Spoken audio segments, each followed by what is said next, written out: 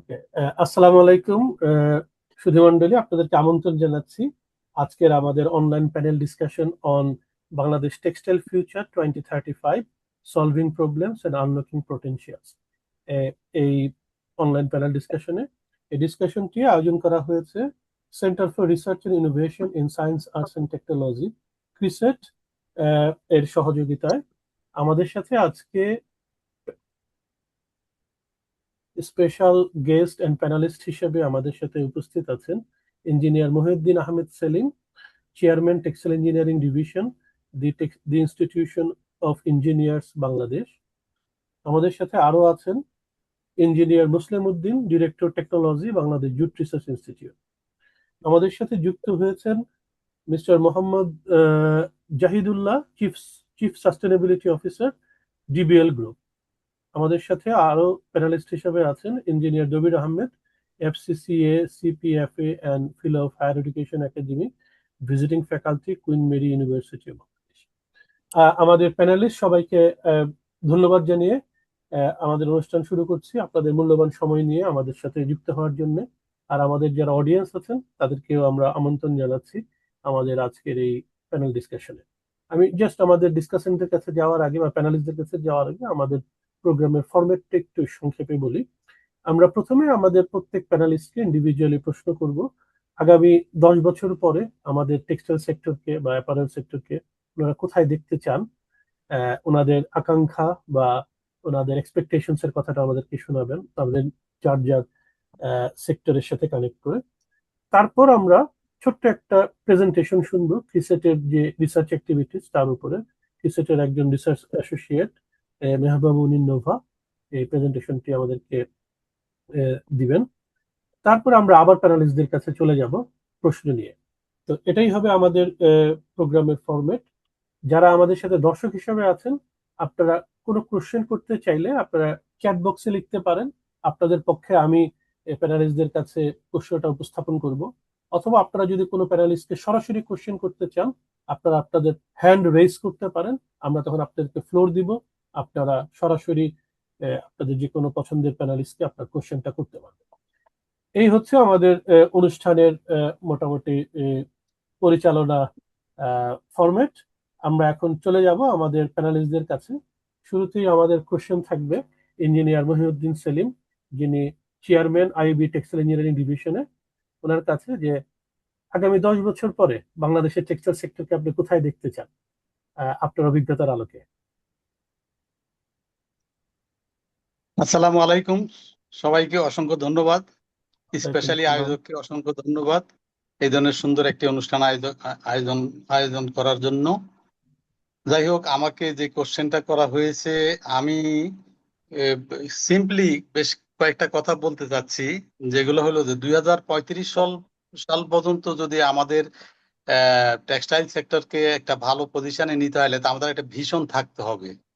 সেই ভিশনে কি কি কাজগুলো আমাদের করা উচিত এবং আমাদের টার্গেট কি হওয়া উচিত সেই জিনিসগুলো কিন্তু স্পেসিফাই করতে হবে, এবং করে সেইভাবে আমাদেরকে আজ থেকে সে 8 বছর বাকি আছে, 8 বছর পরে আমি কি করব, 8 বছরে আমার প্রতি বছরে কি পরিমাণ গ্রোথ হওয়া উচিত সেগুলো ঠিক মতো হয়েছে কিনা সেটাও আমাকে দেখতে হবে অ্যাট দ্য সেম টাইম। তো এই জন্য একটা রিসার্চের প্রয়োজন আছে। সেই রিসার্চটা করবে কে? আমাদের বুটেক্স আছে ঠিকই, কিন্তু বুটেক্সে তেমন কোনো রিসার্চ উইং নেই। আমি মনে করি যে আমাদের সর্বপ্রথমে একটা রিসার্চ উইং তৈরি করা প্রয়োজন। ইন্টারাপ্ট করি, আপনার ভিডিওটা দেখা যাচ্ছে না, আপনি ভিডিওটা অন করবেন, ক্যামেরাটা অন করবেন। আমি খুব স্বাভাবিক পজিশনে আছি, আমি কোনো ড্রেস। আচ্ছা ঠিক আছে, তাহলে তাহলে ঠিক আছে, আপনি এভাবেই কন্টিনিউ করেন, তাহলে ঠিক আছে। আচ্ছা, সরি, আমি মানে বাসায় তো আমি খুব রিল্যাক্স মুডে আছি, যে কারণে আচ্ছা, কোনো সমস্যা নেই, কোনো সমস্যা নেই। ঠিক আছে, তাহলে আপনি আচ্ছা, রিসার্চের কথা বলতেছিলেন। হ্যাঁ, রিসার্চে এবং এটা বুটেক্সেই সম্ভব যদি বুটেক্সের ভিসি সাহেবও যদি এটা নিয়ে উদ্যোগী হন, এবং সরকারও আমার মতে। আমরাও কিছুদিন আগে একটা মিটিং এ উপস্থিত ছিলাম, যেখানে আমাদের শিক্ষামন্ত্রী মহোদয় ছিলেন। উনিও যথেষ্ট উৎসাহ দেখাইছেন, এবং আমার মনে হয় না এটা কোনো সমস্যা হবে। এইগুলো একটা জিনিস। আর 2 নম্বরে আমি কয়েকটা পয়েন্ট বলতে চাচ্ছি যে আমাদের ভিশনের মধ্যে এই জিনিসগুলা থাকা উচিত। আমরা শুধুমাত্র এই মুহূর্তে বেসিক টি শার্ট গুলা করে থাকি, যেগুলা আসলে খুব একটা ভ্যালু এডেড প্রোডাক্ট না। আমাদের রিসার্চ করে এই সমস্ত ভ্যালু এডেড প্রোডাক্ট গুলা ধরা উচিত।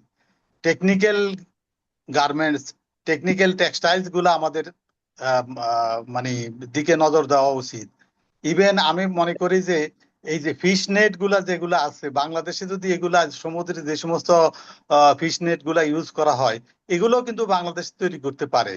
এবং তৈরি করার জন্য আমাদের যেই কাজটা করতে হবে, এবার আমি কিন্তু আসল কথাতে আসছি, যে কাজটি করতে হবে সেই কাজটি হলো আমাদের দেশে সিনথেটিক কোনো ইন্ডাস্ট্রি নেই। এই সিনথেটিক ইন্ডাস্ট্রি না থাকার কারণেই আমরা এখন 100% সিনথেটিক বাইরের থেকে এক্সপোর্ট করে নিয়ে আসি। এটা বিশাল একটা market.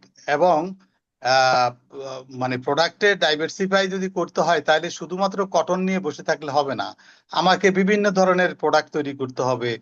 Cotton, polyester blend, even 100% polyester, এই সমস্ত কাপড় তৈরি করতে হবে।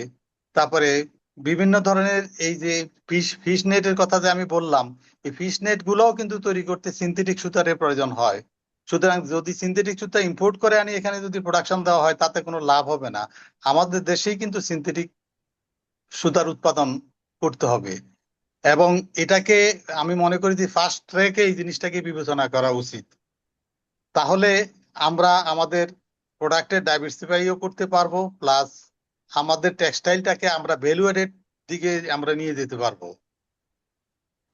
তারপরে আমরা আরো বলতে পারি যে আমাদের প্রত্যেকটা কাজ করার পূর্বেই, যেমন আমরা একটা ভিশন তৈরি করব, ভিশন করার পরে টেকনিক্যাল ডাটা অ্যানালাইসিস করার জন্য একটা রিসার্চ উইং থাকতে হবে। সেই রিসার্চ উইং এই ব্যাপারটাকে রিসার্চ করে তারা যখনই সরি যখনই ভাববে যে না এটা ভ্যালুয়েবল এবং এটা করলে এই এই ধরনের রিটার্ন আমরা পেতে পারি। আমরা বর্তমান মুহূর্তে 12 থেকে 14% জাতীয় গ্রোথে আমরা টেক্সটাইল সেক্টর থেকে আমরা অবদান রাখি। এই অবদানটাকে আমাদের 40% নিয়ে যেতে হবে। তাহলে আমরা একটা ভালো নেশান এবং ভালো একটা ইকোনমিক পজিশনে আমরা দাঁড়াতে পারবো। তো এটা করার জন্য ভিশন লাগবে। সেই ভিশনের মধ্যে আমি মনে করবো যে আমাদের টেক্সটাইল সেক্টর থেকে আজকে আমরা হয়তো 50 বিলিয়ন করে থাকি বা 45 টু 50 বিলিয়ন করে থাকি। এটাকে আমরা সরি এটাকে আমরা 100 বিলিয়নে নিয়ে যেতে হবে। এই 100 বিলিয়নে নিয়ে যাওয়ার জন্য যা যা করা দরকার এগুলা আমাদের রিসার্চ করে বের করে অ্যাকর্ডিংলি করতে হবে। ওকে, সরি, ধন্যবাদ। ধন্যবাদ। আপনি কি ঠিক আছেন নাকি কন্টিনিউ করতে যাচ্ছেন? আমরা অন্য না না ঠিক আছে, কন্টিনিউ করা যায়, হঠাৎ করে ওকে, কথা কথা বললাম তো। আচ্ছা আচ্ছা, ঠিক আছে, তাহলে আপনি কন্টিনিউ করেন। তারপরে আমরা আরো বেশ কিছু জিনিসগুলা করতে পারি যেগুলা আমাদের দেশে আমরা করলে, যেমন স্পেসিফিক আমরা যদি মেডিকেল টেক্সটাইলের দিকেও যদি আমরা চলে যাই যদি, তাহলেও কিন্তু আমরা অনেক কিছু করতে পারি। এগুলা কিন্তু আস্তে আস্তে, আমি ছোট্ট একটা উদাহরণ দেই যে চায়না কিন্তু এখন এই সমস্ত প্রোডাক্টের পায়োনিয়ার। তারা কিন্তু আস্তে আস্তে গাড়ি প্রোডাকশনের দিকে তারা তাদের নজর দিচ্ছে, তাদের ইলেকট্রিসিটি গুলাকে কম ইলেকট্রিসিটি লাগে সেদিকে তারা নজর দিচ্ছে। সেই কারণে তাদের লেবারদের কিন্তু খরচ, দ্যাট মিনস জীবনযাত্রার মানও বাড়ছে এবং তাদের বেতনও বৃদ্ধি পেয়েছে। তো টেক্সটাইল সেক্টরে তারা কিন্তু আস্তে আস্তে ডিমোটিভেটেড হচ্ছে এবং একটা পর্যায়ে আসবে যে এই একটা শূন্যতা তৈরি হবে। তা আমরা যদি সেই মার্কেটটাকে ধরে রাখতে চাই তাহলে কিন্তু আমাদের এখন থেকেই প্রিপারেশন নিতে হবে এবং প্রিপারেশন নিয়ে আমরা কিন্তু এই কাজগুলো করলে আমাদের 2035 সন পর্যন্ত যদি আমরা $100 বিলিয়ন ভিশন তৈরি করতে পারি, তাহলে এই সমস্ত জিনিসগুলাকে আমরা যদি ইমপ্লিমেন্ট করি তাহলেই সম্ভব বলে আমি মনে করি। ধন্যবাদ। অনেক ধন্যবাদ আপনার মূল্যবান বক্তব্যের জন্য। আপনি অনেক কিছু হাইলাইট করেছেন। আমরা আপনার কাছে আবার আসবো। আমরা আমাদের পরবর্তী প্যানেলিস্টের কাছে যাচ্ছি। আমাদের সাথে যুক্ত আছেন বাংলাদেশ জুট রিসার্চ ইনস্টিটিউটের technical director engineer Muslim Uddin. আমরা আপনার কাছে আসছি। কোশ্চেন একই, আজ থেকে 10 বছর পরে আমাদের টেক্সটাইল সেক্টরকে কোথায় দেখতে চান, কোথায় নিয়ে যাওয়া সম্ভব বলে আপনি মনে করেন? আসসালামু ইঞ্জিনিয়ার মুসলিম। আলাইকুম। ওয়ালাইকুম আসসালাম। ওয়ালাইকুম আসসালাম। আসসালামু আলাইকুম। ওয়ালাইকুম ওয়ালাইকুম আসসালাম। ওয়ালাইকুম আসসালাম। জি জি, অনেক কথা আমাদের শ্রদ্ধেয় মহিউদ্দিন আহমেদ ভাই অনেকগুলো বলে ফেলেছেন। আমি সেগুলো এই এই পুনরাবৃত্তি করব না, যেহেতু আমি গবেষণার সাথে সরাসরি যুক্ত এবং পাটের গবেষণা, পাটও একটা টেক্সটাইল ফাইবার, এটাকেও টেক্সটাইল রিসার্চ বলা যায়। কাজে আমি এই পাটের সাথে এই এইটা কিভাবে সম্পর্কিত করা যায় এই লাইনে একটা কথা বলবো। এখন আহ বর্তমানে পাট শিল্পে বিশ্বব্যাপী কিন্তু পরিবেশ বান্ধব বায়োডিগ্রেডেবল পণ্যের চাহিদা কিন্তু বৃদ্ধি পাচ্ছে। কাজেই আমাদের এই পাটকে গতানুগতিক বস্তা এবং এর মধ্যে সীমাবদ্ধ না থেকে, যেটা শ্রদ্ধেয় মহিউদ্দিন ভাই বলে গেলেন, আমাদের technical textile, geo textile, medical textile, fashion পণ্য, হোম টেক্সটাইল, জুটের কম্পোজিট এবং গাড়ির যে পার্টস এর মধ্যে পার্ট ব্যবহার করা যায় এই দিকেও কাজ করতে হবে। তো সেই জন্য আমাদের যে পরিমাণে, শ্রদ্ধেয় মহিউদ্দিন ভাইয়ের সাথে আমি একমত যে এই যে কাজগুলো করতে হবে, এইটা কারা করবে। এই উনি বলে গেছেন যে এরকম একটা আহ, গবেষণা প্রতিষ্ঠান যদি হয় এবং সেটা যদি বুটেক্সে হয়, বুটেক্সে হোক, এটা আমার আপত্তি নাই, বুটেক্সে হবে। আমি যেহেতু কৃষি মন্ত্রণালয়ে চাকরি করি, এই কৃষির যে গবেষণাটা, এইটা আমার দীর্ঘ 30 বছরে দেখার সুযোগ হয়েছে। কৃষি বিশ্ববিদ্যালয় থাকার পরেও আরো শেরেবাংলা কৃষি বিশ্ববিদ্যালয়, পটুয়াখালী বিজ্ঞান ও প্রযুক্তি বিশ্ববিদ্যালয়, হাজী দানেশ, এগুলো থাকার পরেও কিন্তু কৃষিতে আপনার 12টার মতো গবেষণা প্রতিষ্ঠান আছে। ধান গবেষণা, কৃষি গবেষণা, পাট গবেষণা, পরমাণু কৃষি গবেষণা, ভুট্টা গবেষণা, মশলা গবেষণা, চা গবেষণা, আরো আছে। তো এই এই রকম আমাদেরও কিন্তু টেক্সটাইলেরও একেবারে, আমার যেটা একেবারে পার্টিকুলার প্রস্তাব যে বাংলাদেশ টেক্সটাইল রিসার্চ ইনস্টিটিউট নামে একটা গবেষণা প্রতিষ্ঠান হবে। বুটেক্সে তো সাররা গবেষণা করবে, মাস্টার্স পিএইচডি করবে, সেখানে রিসার্চ হবে একাডেমিক, কিন্তু একেবারে পেশাদার রিসার্চ স্যার গড়ে উঠবে।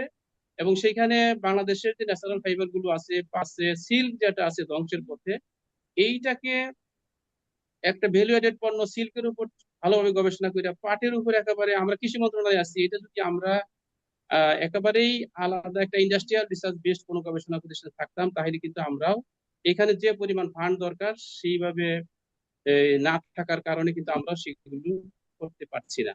কাজেই এই গবেষণাটা থাকতে হবে এইটা। আর বর্তমান মাননীয় প্রধানমন্ত্রী এই পাটের উপর যে গুরুত্বটা দিয়েছেন, উনি এই বাচ্চাদের একেবারে প্রথম শ্রেণী থেকেই বই দেওয়ার উদ্যোগ গ্রহণ করেছেন। এই ব্যাপারে আমাদের আইটিটি, আইবি এবং টেক্সটাইল কমিউনিটি যেটা, এটাকে ত্বরান্বিত করে যদি 100%, প্রায় 4,35,00,000 ছাত্রছাত্রী যদি পরিবেশ বান্ধব ব্যাগ ব্যবহার করে, তাহলে আমাদের দেশে একটা বাজার সৃষ্টি হয়ে গেল। এবং মাননীয় প্রধানমন্ত্রী আমাদের বলছিলেন যে আমাকে প্রচুরটা আমদানি করতে হয়, আপনারা এই পাটটাকে কোথায় এখানে ঢুকাইয়ে তুলার আমদানিটা কিভাবে কমানো যায় এই ব্যাপারে আপনারা সহযোগিতা এবং নতুন নতুন প্রযুক্তি উদ্ভাবন করে। তো সেই জন্য কিন্তু এখন বেসরকারি কিছু মিলেও ফাইবার ফাইবার স্টেজে ব্লেন্ডিং, জুটের সাথে কটন ব্লেন্ড করে কিছু ইয়ান তৈরি করতেছে।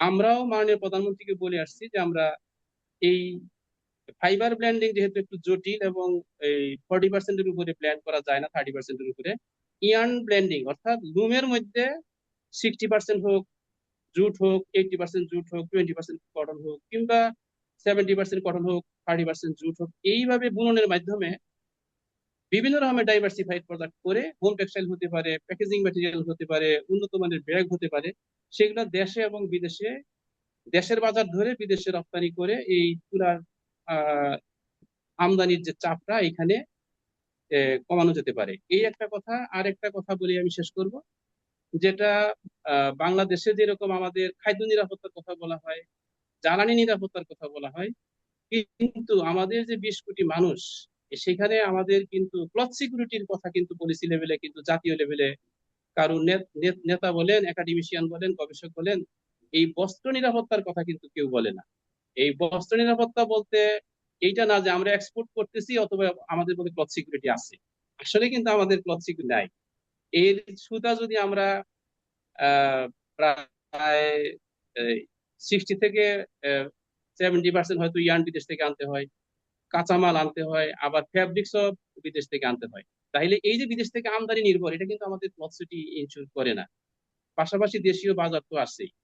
তো সেজন্য আমাদের এই ক্লথ সিকিউরিটি ইনশিওর করার জন্য আমাদের স্পিনিং খাতে, উইভিং এ, প্রোডাক্টিভিটি, ডাইস, কেমিক্যালস, এগুলো প্রত্যেকটা লাইনে একেবারেই ডেডিকেটেড গবেষণা করতে হবে। আমি যেভাবে বললাম যে কৃষিতে গবেষণার আউটপুট কিন্তু জাতি পাচ্ছে, কিন্তু ওনারা গবেষণার 100 বছর পূর্তি উদযাপন করতেছে।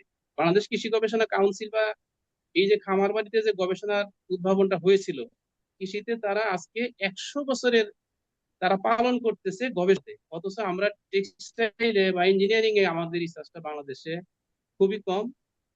এই যে গতকাল বুটেক্সে যে একটা অনুষ্ঠান হয়েছে, সেখানে সুতার মহাকাব্য নামে একটা ভিডিও প্রামাণ্য চিত্র বোধহয় প্রদর্শন হয়েছে, এবং এই সুতার উপর ভিত্তি করে বাংলাদেশের যে টেক্সটাইল ইকোনমি, সারা ওয়ার্ল্ডের 10% ইকোনমি আমাদের বাংলাদেশে, যে আমাদের বুটেক্স গ্রাজুয়েটরা এবং অন্যান্য যারা আছে এখানে সহযোগী হিসেবে তারা যে নিয়ে আসলো, এটা অনন্য একটা অর্জন দেশের। সেটা তারা, এইটা আমাদেরকে কিভাবে এই 10% না করে এই এই এই টেক্সটাইল ইকোনমিক্স এর সারা ওয়ার্ল্ডের এটাকে আরো কিভাবে 20% বা 30% আমরা দিতে পারি, সেইভাবেই আমাদের কাজ করতে হবে।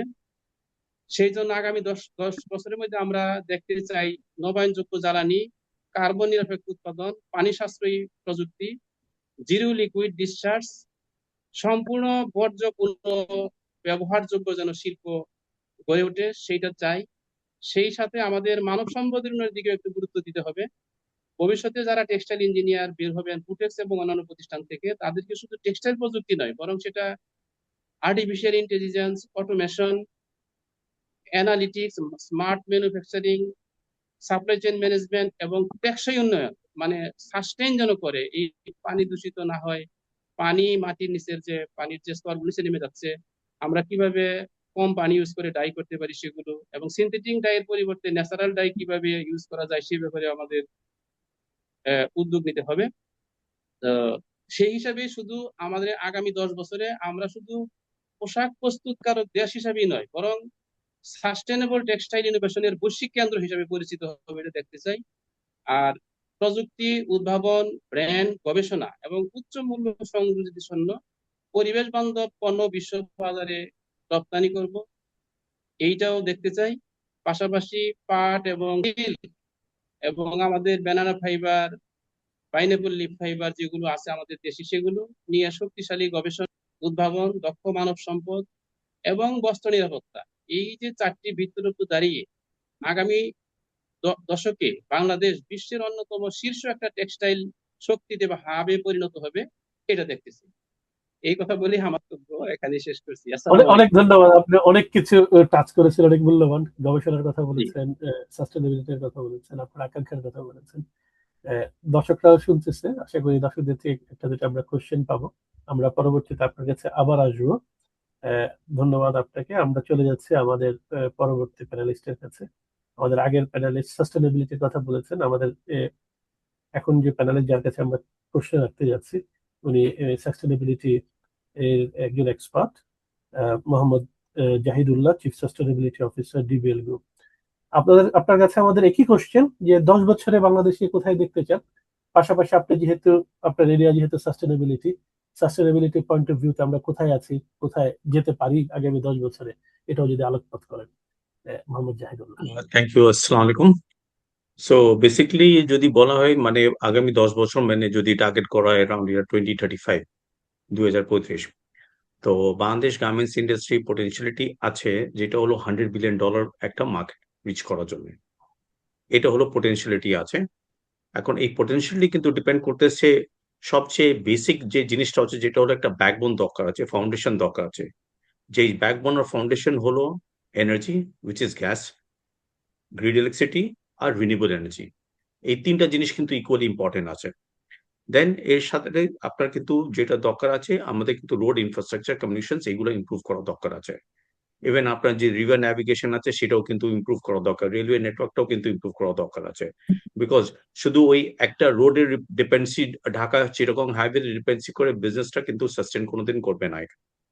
সো এখন জিনিস হচ্ছে যদি এইটা যদি না হয়ে থাকলে সবকিছু করলাম কিন্তু কোনো কিছু হবে না। বর্তমানে যে জিনিসটা আছে যে আমরা দেখেন একটা এখন $40 বিলিয়ন কিন্তু একটা মানে একটা বারের মধ্যে কিন্তু রয়ে গেলাম। গত 3-4 বছর ধরে কিন্তু we are unable to cross $40 billion. And why we are not able to cross? Simply because সবচেয়ে প্রথম জিনিস হলো এনার্জি নেই। এখন যখন গ্যাস ক্রাইসিস, যদি আমার 10 PSI যদি আমার দরকার আছে, আমি যদি 2 বা 3 PSI পেয়ে থাকি, তাহলে তো পসিবল নেই। 1 বছর আগে গত বছরে আমরা কিন্তু আমাদের ডাই হাউস যেটা হলো এখানে প্রায় 120 to 130 tons per day dyeing করি আমরা, সেখানে আমরা 180 কোটি টাকা শুধু ডিজেল খরচা করলাম।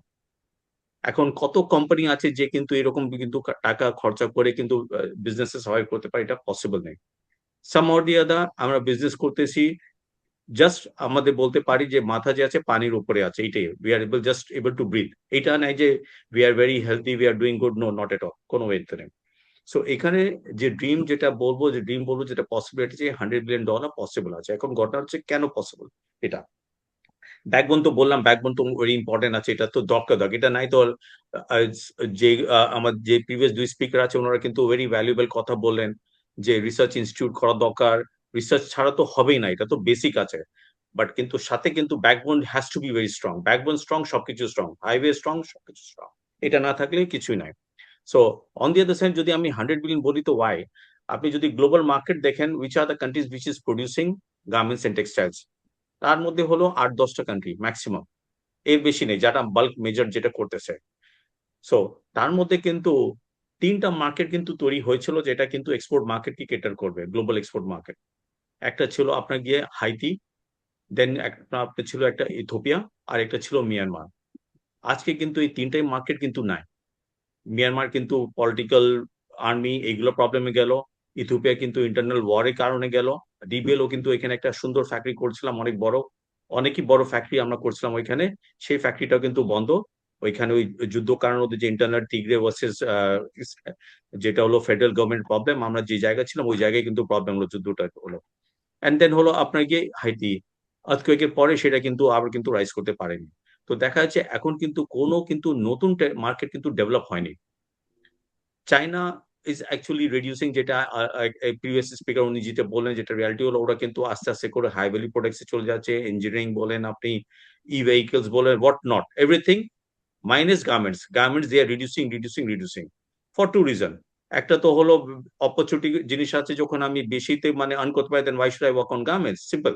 তো that's one of the reason. Other is যেটা ইউএস এমবার্গো যেটা চলতেছে, the way it is going on, তো আরো কিন্তু ওদের মার্কেট শেয়ারটা কিন্তু ড্রপ করবে। আর নেক্সট হলো যদি আপনি দেখেন, Vietnam has been growing fast, it is doing very well. ভিয়েতনামও কিন্তু ধরেন they have prospered so much, এখন তারাও কিন্তু electronics industry they are just following the আপনাকে path of China. How China has grown, Vietnam is growing more faster than China in a way, just following the same track. So the reason is যদি বলি যদি $100 billion যদি $100 billion যদি possible, this is the reason why $100 billion possible. এখন আমাদের most important হলো first and foremost হলো যে ব্যাকবোন স্ট্রং করা দরকার, যেটা কোর জিনিস আছে। শুধু গার্মেন্টস টেক্সটাইল সাফার করছে, আজকে সবাই সাফার করতেছে এখানে। তো এই জিনিসগুলো যেটা বললাম, ব্যাকবোন স্ট্রং করা, ইনফ্রাস্ট্রাকচার, আর আপনার রোড অ্যান্ড কমিউনিকেশন, এগুলো ইম্পর্টেন্স। অ্যান্ড দেন হলো যে since we are talking about export, এই এক্সপোর্টের মধ্যে কিন্তু যে ইউরোপিয়ান, আমরা কিন্তু one of the major export market is European union.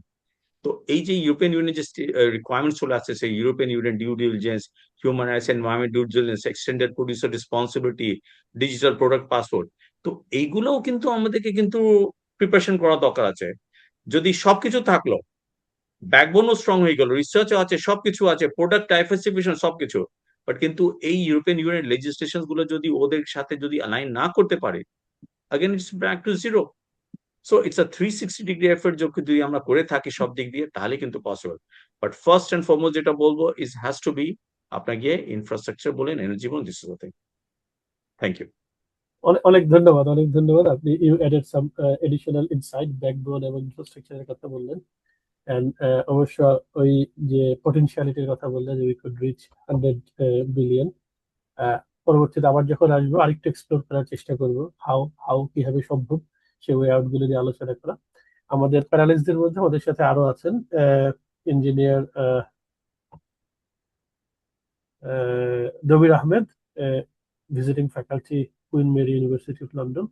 ওনার কাছে আসছে একই কোশ্চেন নিয়ে যে 10 বছরে বাংলাদেশের টেক্সটাইল সেক্টর কোথায় যেতে পারে, আপনার কি মনে হয়, আপনি কোথায় দেখতে চান, এর পাশাপাশি আপনার অভিজ্ঞতা থেকে সেগুলি আলোকপাত করেন।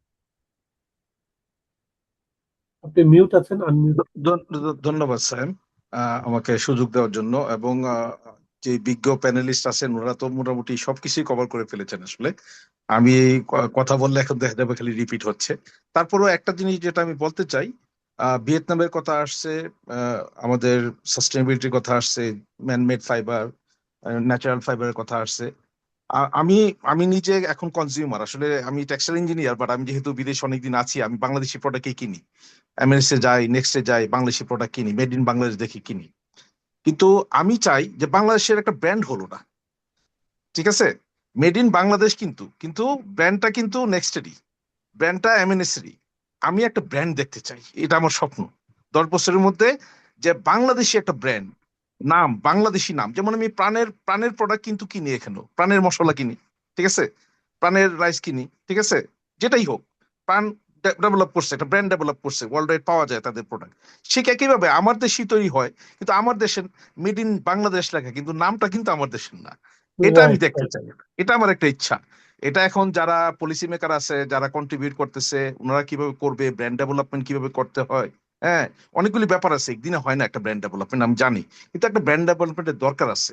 কেন ব্র্যান্ড কিন্তু একটা ইস্যু, কেন বাংলাদেশের এখন একটা ট্যাগ হয়ে গেছে, এটা একটা সমস্যা যে আমরা চিপ লেবার, চিপ প্রোডাক্ট তৈরি করি, কিন্তু এটা at the cost of environment, at the cost of getting all the water resources from our country, polluting the country. So এগুলি কিন্তু কস্ট করি না আমরা, এবং বায়ারও কিন্তু এগুলি কস্ট করতে চায় না, কেন তাহলে কিন্তু বেশি প্রাইস দিতে হবে। কিন্তু এই যে আমরা আমাদের কান্ট্রিটার ন্যাচারাল রিসোর্স আমরা ইউজ করতেছি এভাবে, সেখানে তো আমাদের ব্র্যান্ড ডেভেলপ হচ্ছে না, নাম হচ্ছে কিন্তু ওই এমএনএস এর আর নেক্সটেরই, আমি খালি মেড ইন বাংলাদেশ, এই তো, আর তো কিছু না। এই ব্র্যান্ডটা আমি দেখতে চাই। এটা যেহেতু অন্য অন্য প্যানেলিস্ট অন্য ব্যাপারে কথা বলছেন, এটা আমি প্রথমে একটু বলে নিলাম, যদি ভুলে যাই এর জন্য। এখন কথা হয়েছে যে ভিয়েতনামের কথা, তো ভিয়েতনাম আর বাংলাদেশ, যদি আমি 2010-এ চলে যাই, হ্যাঁ, 2010-এ ভিয়েতনামের ছিল, এক্সপোর্ট ছিল 11 বিলিয়ন, বাংলাদেশের ছিল 18। এখন 15 বছর, আজকে মনে করেন 2025, এখন বাংলাদেশের ভিয়েতনাম মোটামুটি কাছাকাছি, হয়তো 1-2 বিলিয়নের হেরফের আছে। কিন্তু প্রশ্ন হচ্ছে, ভিয়েতনাম কিন্তু এত পরিমাণে কোয়ান্টিটি করে না যেটা বাংলাদেশ করে, কেন বাংলাদেশ লো ভ্যালু প্রোডাক্ট করে। এখন একই রিসোর্স আপনি ইউজ করে যদি আপনি লো ভ্যালু প্রোডাক্ট করেন, তাহলে কিন্তু আপনার ন্যাচারাল রিসোর্স আপনি যেভাবে ইউজ করতেছেন, হ্যাঁ, হয়তো বাংলাদেশে গ্যাস সস্তা, হয়তো ইলেকট্রিসিটি সস্তা, কিন্তু at the end of the day এটা আনলিমিটেড তো না। আমার আগে জাহিদ ভাই অনেক সুন্দর করে যে সাস্টেনেবিলিটি ইস্যুটা, যে রিসোর্স সমস্যাটা বলে গেছেন। আমার কাছে মনে হয় যে 10 বছরের কথা যদি চিন্তা করতে হয়, এখন বাংলাদেশে কি ক্রাইসিসটা, আমি যদিও বাংলাদেশের প্রোডাকশনে নাই এখন, তো আমার কাছে মনে হয় এখানে একটা মিসম্যাচ আছে। হয়তো আমার প্রোডাকশন ক্যাপাসিটি খুব বেশি, কিন্তু আমার রিসোর্স নাই, আমার গ্যাস নাই, ইলেকট্রিসিটি নাই। হয়তো আমার প্রোডাকশন ক্যাপাসিটি আছে, কিন্তু আমার কাছে অর্ডার নাই। এই যে এখানে একটা রিসার্চের দরকার আছে, যে আমার প্রোডাকশন ক্যাপাসিটি কত আছে, আমার রিসোর্স কত দরকার, আমার মার্কেট ডিমান্ড কত, এখানে একটা মিসম্যাচ আছে খুব বেশি আমার কাছে মনে হয়। এই মিসম্যাচটা ওভারকাম করতে হবে। যদি আগের প্যানেলিস্ট যারা বললেন যে $100 বিলিয়ন একটা টার্গেট আমরা যদি নিতে চাই 10 বছরে, এটা হবে কিনা আমি একটু ডাউটফুল, কেন আমাদের রিসোর্স অনেক ক্রাইসিস আছে, এখানে অনেক জিও পলিটিক্যাল ব্যাপার আছে। হ্যাঁ, আমরা চায়নার কাছে সাথে কতটুকু ক্লোজ হব, আবার কতটুকু দূরে থাকবো, কিন্তু চায়না তো আমাদের ওই রকম মার্কেট হতে হবে না, হয়তো মার্কেট ইউএসএ, ইউরোপ বা অন্য অন্য মার্কেটই হবে। চায়নার সাথে কত ক্লোজ হলে ওখানে আবার টেরিফের ব্যাপার আছে, যেহেতু টেরিফটা এখন প্র্যাকটিস হয়ে গেছে, আমরা জানি টেরিফ, আমরা এলডিসি থেকে উত্তরণ করতেছি, ওখানে ইউরোপিয়ান ইউনিয়নের সাথে আমাদের কি ধরনের নিগোসিয়েশন হয়, এটাও একটা ম্যাটার আছে, এগুলি খেয়াল রাখতে হবে। তবে আমার যে উইশটা আমি বললাম, যে আমি দেখতে চাই যে বাংলাদেশের একটা ব্র্যান্ড। Thank you. ধন্যবাদ আপনাকে। বাংলাদেশের তো দেশীয় পার্সপেক্টিভে বেশ কয়েকটা ভালো ভালো ব্র্যান্ড দাঁড়ায় গেছে। এখন আমি জানি না ওদের ইন্টারন্যাশনালাইজেশনের কি পলিসি বা কি প্ল্যান আছে, বাট অবশ্যই অবশ্যই এটা একটা গ্যাপ। এটা একটা ভালো কথা বলছেন সাইম, কিন্তু ব্র্যান্ড কিন্তু ডেভেলপ হয় লোকালি ফার্স্ট, এটা হতে হবে। লোকালি আপনাকে কিনতে হবে, আপনাকে আপনার প্রোডাক্টে ট্রাস্ট করতে হবে। লোকালি যদি ব্র্যান্ড ডেভেলপমেন্ট হয়, ওইটাকে পলিসি ডেভেলপমেন্টের মাধ্যমে ইনসেনটিভের মাধ্যমে কিভাবে এটা এক্সপোর্ট করা যায়, কিভাবে ওয়ার্ল্ড ওয়াইড ডেভেলপ করা যায়, ওই ব্যাপারটা আমাকে দেখতে হবে এবং এটাকে নার্চার করতে হবে আর কি। রাইট, এবং এক্সাম্পলও তো আছে। প্রাণ যদি তার জুস পাঠাইতে পারে ম্যানচেস্টারে হ্যাঁ, এবং লন্ডনে, প্রাণ যদি তার মশলা পাঠাইতে পারে, চাল পাঠাইতে পারে, তাহলে এই জন্যই আমি বলতেছি তাহলে তাহলে ডিবিএল আমরা গ্রুপ পারবো না তার কেন? ডিজেল হ্যাঁ, ব্র্যান্ডের আমরা একটা গার্মেন্টস পাঠাতে পারবে না কেন? সেটাই এটা তো একটা মেইন কথা। মেইন মেইন মেইন বেনিফিটটা কি, ব্র্যান্ড যদি আমি ডেভেলপ করতে পারি তাহলে কিন্তু ওরা যে টাকাটা আমাকে নিয়ে দিতেছে, এমএনএ যে লাভটা করতেছে, এই লাভটা কিন্তু আমার দেশে থাকতেছে। রাইট, রাইট, তা তো অবশ্যই। তা অনেক অনেক মূল্যবান জিনিস ইনসাইট আপনি অ্যাড করলেন, অনেক ধন্যবাদ। আহ, সাধারণত টেলিভিশনে যখন টক শো হয় এই এই পর্যায়ে তারা বিজ্ঞাপন বিরতিতে যায়। তো আমরা আচ্ছা, বিজ্ঞাপন বিরতিতে যাব না, আমরা আমাদের যে ক্রিসেট নামের যে রিসার্চ প্ল্যাটফর্মটা, সেই রিসার্চ প্ল্যাটফর্মের অ্যাক্টিভিটি সম্পর্কে ছোট্ট একটা প্রেজেন্টেশন দেখব। প্রেজেন্টেশন দিবেন আমাদের রিসার্চ অ্যাসোসিয়েট মেহবুবা মনির নোভা। নোভা, তোমাকে আমন্ত্রণ জানাচ্ছি তোমার প্রেজেন্টেশনের জন্য।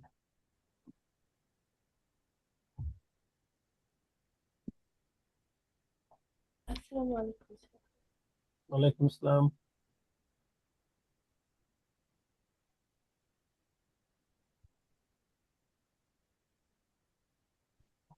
তোমার স্লাইড আসতেছে মনে হচ্ছে কিছু একটা। হ্যাঁ, তোমার স্লাইড দেখতে পাচ্ছি। হ্যাঁ, স্লাইড দেখা যাচ্ছে।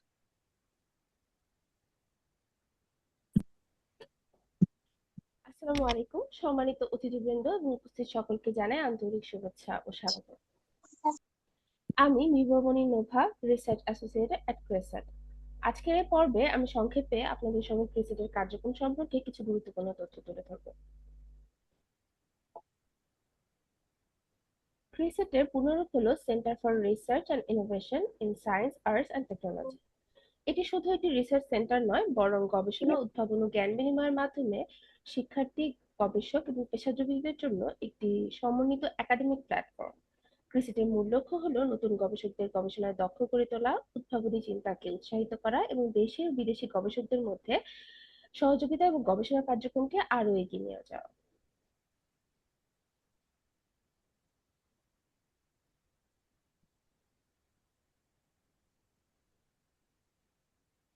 ক্রিসেট 2012 সালে একটি রিসার্চ ট্রেনিং সেন্টার হিসেবে যাত্রা শুরু করে।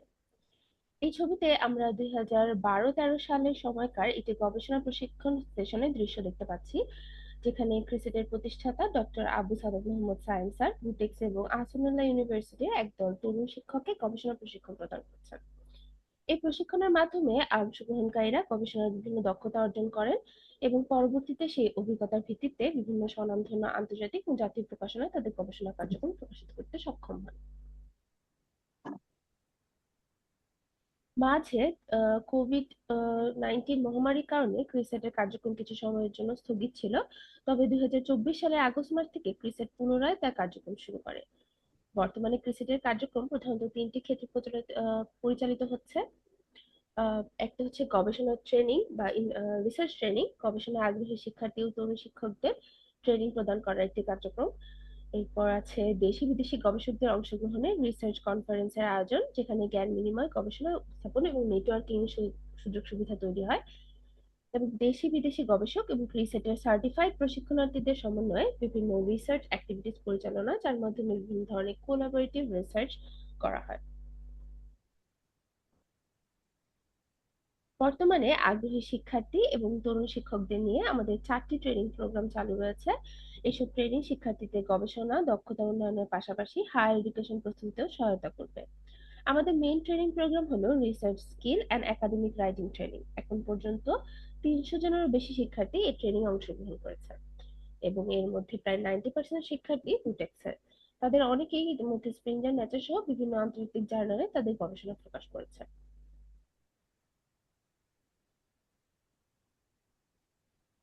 2014 সাল থেকে ধারাবাহিকভাবে ক্রিসেট টেক্সটাইল রিসার্চ কনফারেন্স আয়োজন করে আসছে, যার কিছু স্মৃতিচিহ্ন আপনারা এই স্লাইডে দেখতে পাচ্ছেন।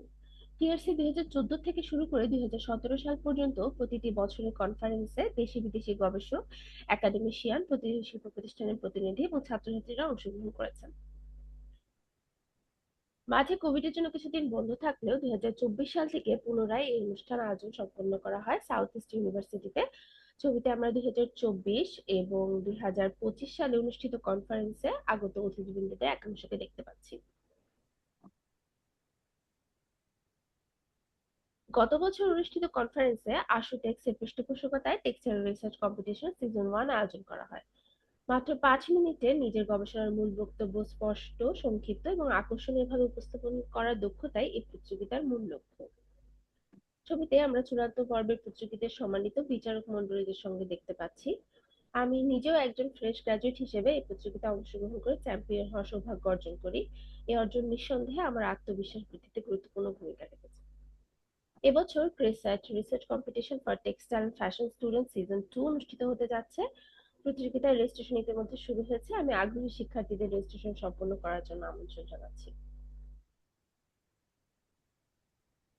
গত বছরের কনফারেন্সের আরেকটি অন্যতম আকর্ষণ ছিল ডিজিটাল ফ্যাশন ক্যাটওয়াক, যা বাংলাদেশে প্রথমবারের মতো আয়োজন করা এই হয়েছিল। রুমে কাজ করো, হ্যাঁ?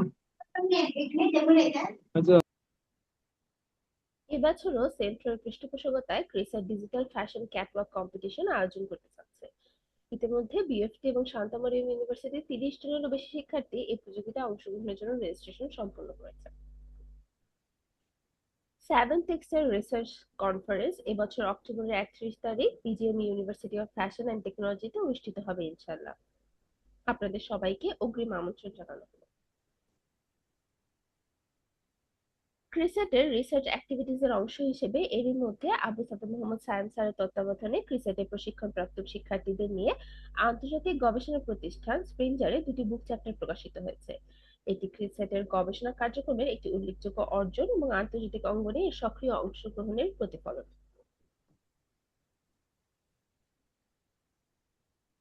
বর্তমানে ক্রিসেটের আরো 4টি রিসার্চ প্রজেক্ট চালু রয়েছে। এই গবেষণা কার্যক্রমে যুক্ত রয়েছেন ইউএসএ, ইউকে এবং বাংলাদেশের বিভিন্ন বিশ্ববিদ্যালয় এবং প্রতিষ্ঠানের স্বনামধন্য গবেষকবৃন্দ। একই সঙ্গে ক্রিসেটের প্রশিক্ষণপ্রাপ্ত গবেষক এবং প্রশিক্ষণার্থীরাও এসব প্রকল্পে সক্রিয়ভাবে অংশগ্রহণ করেছে, যা তাদের আন্তর্জাতিক মানের গবেষণায় যুক্ত হওয়ার একটি গুরুত্বপূর্ণ সুযোগ তৈরি করেছে। বর্তমানে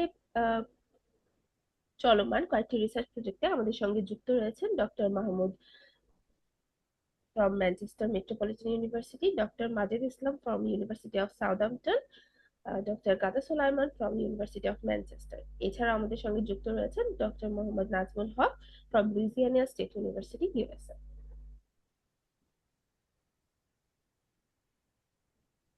সবশেষে আপনাদের সবাইকে ক্রিসেটের সঙ্গে যুক্ত হয়ে গবেষণার এই যাত্রা অংশগ্রহণ করার আন্তরিক আমন্ত্রণ জানাচ্ছি।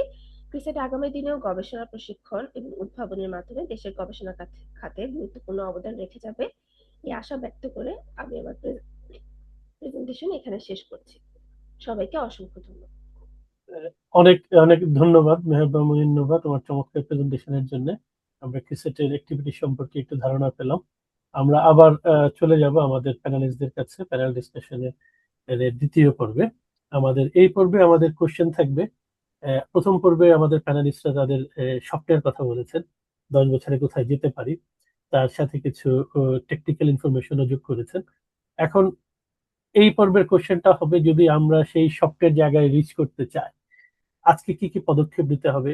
প্রবলেমগুলোর কথা আমরা কিছুটা শুনেছি, কিন্তু প্রবলেমগুলো থেকে উত্তরণের উপায়গুলো কি, এই জিনিসগুলো আলোচনা বা আলোকপাত করার জন্য আমরা আমাদের প্যানেলিস্টদের কাছে আবার চলে যাব।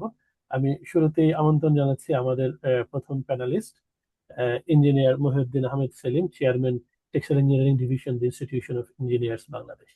আপনার কাছে। ওকে, ধন্যবাদ।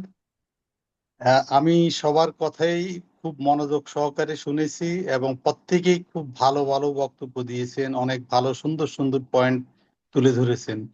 সবাইকে সাধুবাদ। আর একটা জিনিস আমি স্পেশালি একটা জিনিস পছন্দ করি, বা আমি আমার মতামত যদি চাওয়া হয় তাহলে আমি বলবো, সেটা হলো যে আমাদের বর্তমান যেই পরিমাণ আমাদের সুযোগ সুবিধা রাস্তাঘাট থেকে আরম্ভ করে যাই কিছু আমাদের আছে, এটাকে মাথায় রেখেই আমরা আমাদের এক্সপোর্ট ভ্যালু এডেড আইটেম বা ডাইভার্সিফাই করে আমরা কিভাবে কি করতে পারবো, সেটা সর্বপ্রথম আমি মনে করি যে চিন্তা করা উচিত। তার পরবর্তীতে আমরা আমাদের টুকিটাকি যে সমস্ত সমস্যা আছে সেটাকে আমরা ওভারকাম প্রতি বছরেই করতে হবে এবং করতে হবে। তারপরে আরেকটা জিনিস হচ্ছে যে নিরবচ্ছিন্ন বিদ্যুৎ ব্যবস্থা কিংবা গ্যাস ব্যবস্থা, এগুলা তো আমাদের এখন যে পরিমাণ আছে, আমি মনে করব যে এই পরিমাণকে নিয়েই আমাদের চিন্তা করতে হবে, যে এর বাইরেরটা থাকলে আমাদের বোনাস, এটা নিয়ে যদি আমরা আমাদের চিন্তা চেতনাটাকে যদি সেই $100 বিলিয়ন পর্যন্ত নিয়ে পৌঁছতে পারবো, তখনই পারবো যখন আমাদের ইলেকট্রিসিটির খরচ যখন কমে আসবে। আমাদের ইলেকট্রিসিটি খরচ কমে আসবে, অর্থাৎ যে আমরা ভ্যালু এডেড আইটেম গুলা করবো, আমাদের সেই রকম ভাবে ইলেকট্রিসিটি খরচ হবে না। আমরা প্রোডাক্টের ডাইভার্সিফাই করব, আমরা পৃথিবীর বিভিন্ন দেশে আমরা আমাদের মার্কেট খুঁজে বেড়াবো। আর এক ভাই বলল যে বাংলাদেশের একটা মানে ব্র্যান্ড থাকা উচিত। Of course I feel proud of it. আমাদের প্রথমেই বাংলাদেশেই সেই জিনিসটা চালু করতে হবে, এবং চালু করার পরে বেক্সিমকো যেমন একটা ইউলো করেছিল, বেশ ভালোই লাগছিল আমার কাছে, কিন্তু জানি না পরবর্তীতে কেন জানি এটা ওইভাবে মার্কেট পায় নাই। তো এই ধরনের যদি চিন্তা ভাবনা করে বাংলাদেশে যেটাকে প্রথম স্টাবলিশ করা যায়, সেটাকে ভবিষ্যতে আমরা পৃথিবীর বিভিন্ন দেশে নিয়ে যেতে পারি। আর মোদ্দা কথা হলো, সমস্যা আমাদের অনেক আছে, সমস্যা থাকবেই, কিন্তু এই সমস্যাটাকে নিয়েই আমরা আমাদের ভ্যালু এডেড আইটেম গুলা তৈরি করে গদবাঁধা কাজ না করে, আমাদের গদবাঁধা কাজ করতে গিয়ে হিউজ পরিমাণ ইলেকট্রিসিটি কনজিউম করার প্রয়োজন নেই, প্লাস আমাদের হিউজ পরিমাণ পানি ইউজ করার প্রয়োজন নাই। যত কম খরচে আমরা মানে আমি বলতেছি যে রিসোর্সটাকে যত কম খরচ করে আমরা করতে পারি, সেটাই হলো আমাদের জন্য মঙ্গলজনক। এবং টেক্সটাইল সারা পৃথিবীর বিগত দিনের ইতিহাস যদি আমরা চিন্তা করি বা ইতিহাস যদি দেখি, দেখা যাচ্ছে যে আপনি ইংল্যান্ডের কথা বলবেন, আপনি জার্মানির কথা বলবেন, আপনি জাপানের কথা বলবেন, তাদের মাদার শিল্পই ছিল টেক্সটাইল। একটা পর্যায়ে তারা ইলেকট্রনিক্স বা অন্যদিকে ডিভার্সিফাই করে ওরা চলে গেছে, এবং এখন তারা কিন্তু আমাদের দেশ থেকে টেক্সটাইল তারা কিনে নেয়। তাহলে আমাদেরও কিন্তু এই জিনিসটা আসতে পারে, এটাও কিন্তু আমাদের মাথায় রাখতে হবে, এবং কত বছর পরে এটা আসতে পারে সেই জিনিসটাও এখনই আমাদের চিন্তা করে বের করতে হবে, এবং সেইভাবে আমাদের প্ল্যান তৈরি করে চলতে হবে। তাহলে এটা সার্থকতা আসবে বলে আমি মনে করি। সবাইকে ধন্যবাদ। অনেক ধন্যবাদ। আপনি মূল্যবান কথা বললেন। আমি জাস্ট দু একটা জিনিস খালি অ্যাড করি। আমাদের দেশে তো অনেকগুলো ইঞ্জিনিয়ারিং ইউনিভার্সিটি আছে। তো এখন পর্যন্ত আমাদের অধিকাংশ টেক্সটাইলের মেশিনারিজ বাইরে থেকে কিনে আনতে হয়। আমাদের দেশে আমরা তেমন একটা তৈরি করি না, যেটা ইন্ডিয়ানরা নিজেরা তৈরি করে। তো এই জিনিসগুলোর মাধ্যমে যদি আমাদের মানে ইনভেস্টমেন্ট খরচ কমানো যায়, আবার ডাইস কেমিক্যালস এর জন্য যে ডাইস কেমিক্যালস বাংলাদেশে কিছু প্রোডাকশন হচ্ছে, বাট এগুলোর দিকে নজর দিয়ে দেশীয় ভাবে এই উৎপাদন করা যায় কিনা, সেগুলো হয়তো আমাদের এই এক্সপোর্ট বাড়াতে বা ভ্যালু এডিশন সহযোগিতা করবে। আমাদের পরবর্তী বক্তারা যদি এদিকে একটু আলোকপাত করেন। চলে যাচ্ছি আমাদের। আমি কি হ্যাঁ, এই ব্যাপারে কিছু বলতে পারি কিনা? অবশ্যই এই অবশ্যই প্রশ্ন। অবশ্যই অবশ্যই। আচ্ছা, তাহলে আমার মতামত থাকবে এরকম যে হ্যাঁ, এগুলি প্রত্যেকটাই আমাদের সলভ করতে হবে, প্রত্যেকটাই আমাদেরকে সমাধানের পথে আসতে হবে। কিন্তু ওই যে একটা কথা আমি বলেছি যে আমাদের বিগত ইতিহাস দেখতে হবে, বিগত 300-400 বছর ইতিহাস দেখতে হবে, কোন কোন দেশ টেক্সটাইলকে উপলক্ষ করে আস্তে আস্তে উন্নতির চরম শিখরে চলে গেছে, সেটাও দেখতে হবে। এখন সেখানে টেক্সটাইল আছে কিনা সেটাও দেখতে হবে। এই জন্য রিসার্চের প্রয়োজন। রিসার্চ করে যদি এটা বের করা যায় যে হ্যাঁ, বাংলাদেশে আগামী 20 বছর, 25 বছর, 50 বছর অথবা 100 বছর টেক্সটাইলটা বেঁচে থাকবে, তাহলে সেইভাবে পরিকল্পনা করে আমাদের অগ্রসর হতে হবে। আর যদি মেশিনারিজ তৈরি করা, অয়েল, ভেরি গুড ডিসিশন, কিন্তু এখানে একটু কিন্তু আছে। কিন্তুটা হলো, আমি এখন একটা মেশিন তৈরি করতে গেলে দেখা যাবে যে আমার যা যা করার প্রয়োজন এগুলি আমি সেট আপ করলাম, সেট আপ করার পরে দেখা গেলো যে 10 বছর না, এটা 7 বছর পরে এটা মুখ থুবড়ে পড়লো, তাহলে কিন্তু এই বিনিয়োগটা কিন্তু খুব একটা ভালো হবে না। এবং এই জন্য মোদ্দা কথা, শেষ পর্যন্ত আইসা ওই রিসার্চের উপরে ডিপেন্ড করতে হবে। তাহলে আমাদের উচিত রিসার্চ করে এগুলি বের করে, যতগুলা পয়েন্ট উঠছে এখানে এই আলোচনার মাধ্যমে, প্রত্যেকটাই রিসার্চ করে এগুলা একটা সমাধানে আসতে হবে। কত বছর টেক্সটাইল সেক্টর বেঁচে থাকবে বাংলাদেশে, সেটাকেও চিন্তা করে রাখতে হবে। এবং আমাদের দেশে যে ঢালাও ভাবে টেক্সটাইল ইঞ্জিনিয়ারিং কলেজগুলা তৈরি হচ্ছে, সরকারি ভাবে হোক, প্রাইভেট ভাবে, বেসরকারি ভাবে হোক, এটাও কিন্তু আমি খুব একটা ভালো লক্ষণ বলে মনে করছি না। কারণ কোনো একটা সময় আসবে যে হয়তো বেশি দিন লাগবে না, যে যখন দেখা যাবে যে টেক্সটাইল ইঞ্জিনিয়ারিং পাস করার পরে বেকার, এখন হয়তো বেকার না, কিন্তু একটা সময় আসবে বেকার হয়ে যাবে। সেই জিনিসগুলো আমাদের সবাইকে মাথায় রাখতে হবে। সবাইকে ধন্যবাদ। আপনাকে অনেক ধন্যবাদ। অবশ্যই অবশ্যই সেই পূর্বাভাস বা ফোরকাস্টিং নিয়ে কাজ করার অনেক সুযোগ আছে। চলে যাচ্ছে আমাদের পরবর্তী panelist engineer Muslim Uddin, director technology, Bangladesh jute institute. আপনার কাছে কিছুটা আপনি সলিউশনের কথা আগেও আলোকপাত করেছিলেন, বাট এগিয়ে যাওয়ার জন্য যে প্রতিবন্ধকতাগুলো আছে বা যে সমস্যাগুলো আছে কিভাবে আমরা কাটাতে পারি, আপনি একটি ডেডিকেটেড টেক্সটাইল রিসার্চ ইনস্টিটিউটের কথা বলেছেন। ওই টেক্সটাইল রিসার্চ ইনস্টিটিউটটা সম্বন্ধে আরেকটু যদি বিস্তারিত বলেন, কিরকম হতে পারে, এটা পরিচালনা কিরকম হবে, কি ধরনের রিসার্চ জন্য কাজ করবে? আপনার কাছে ইঞ্জিনিয়ার মুসলিম উদ্দিন।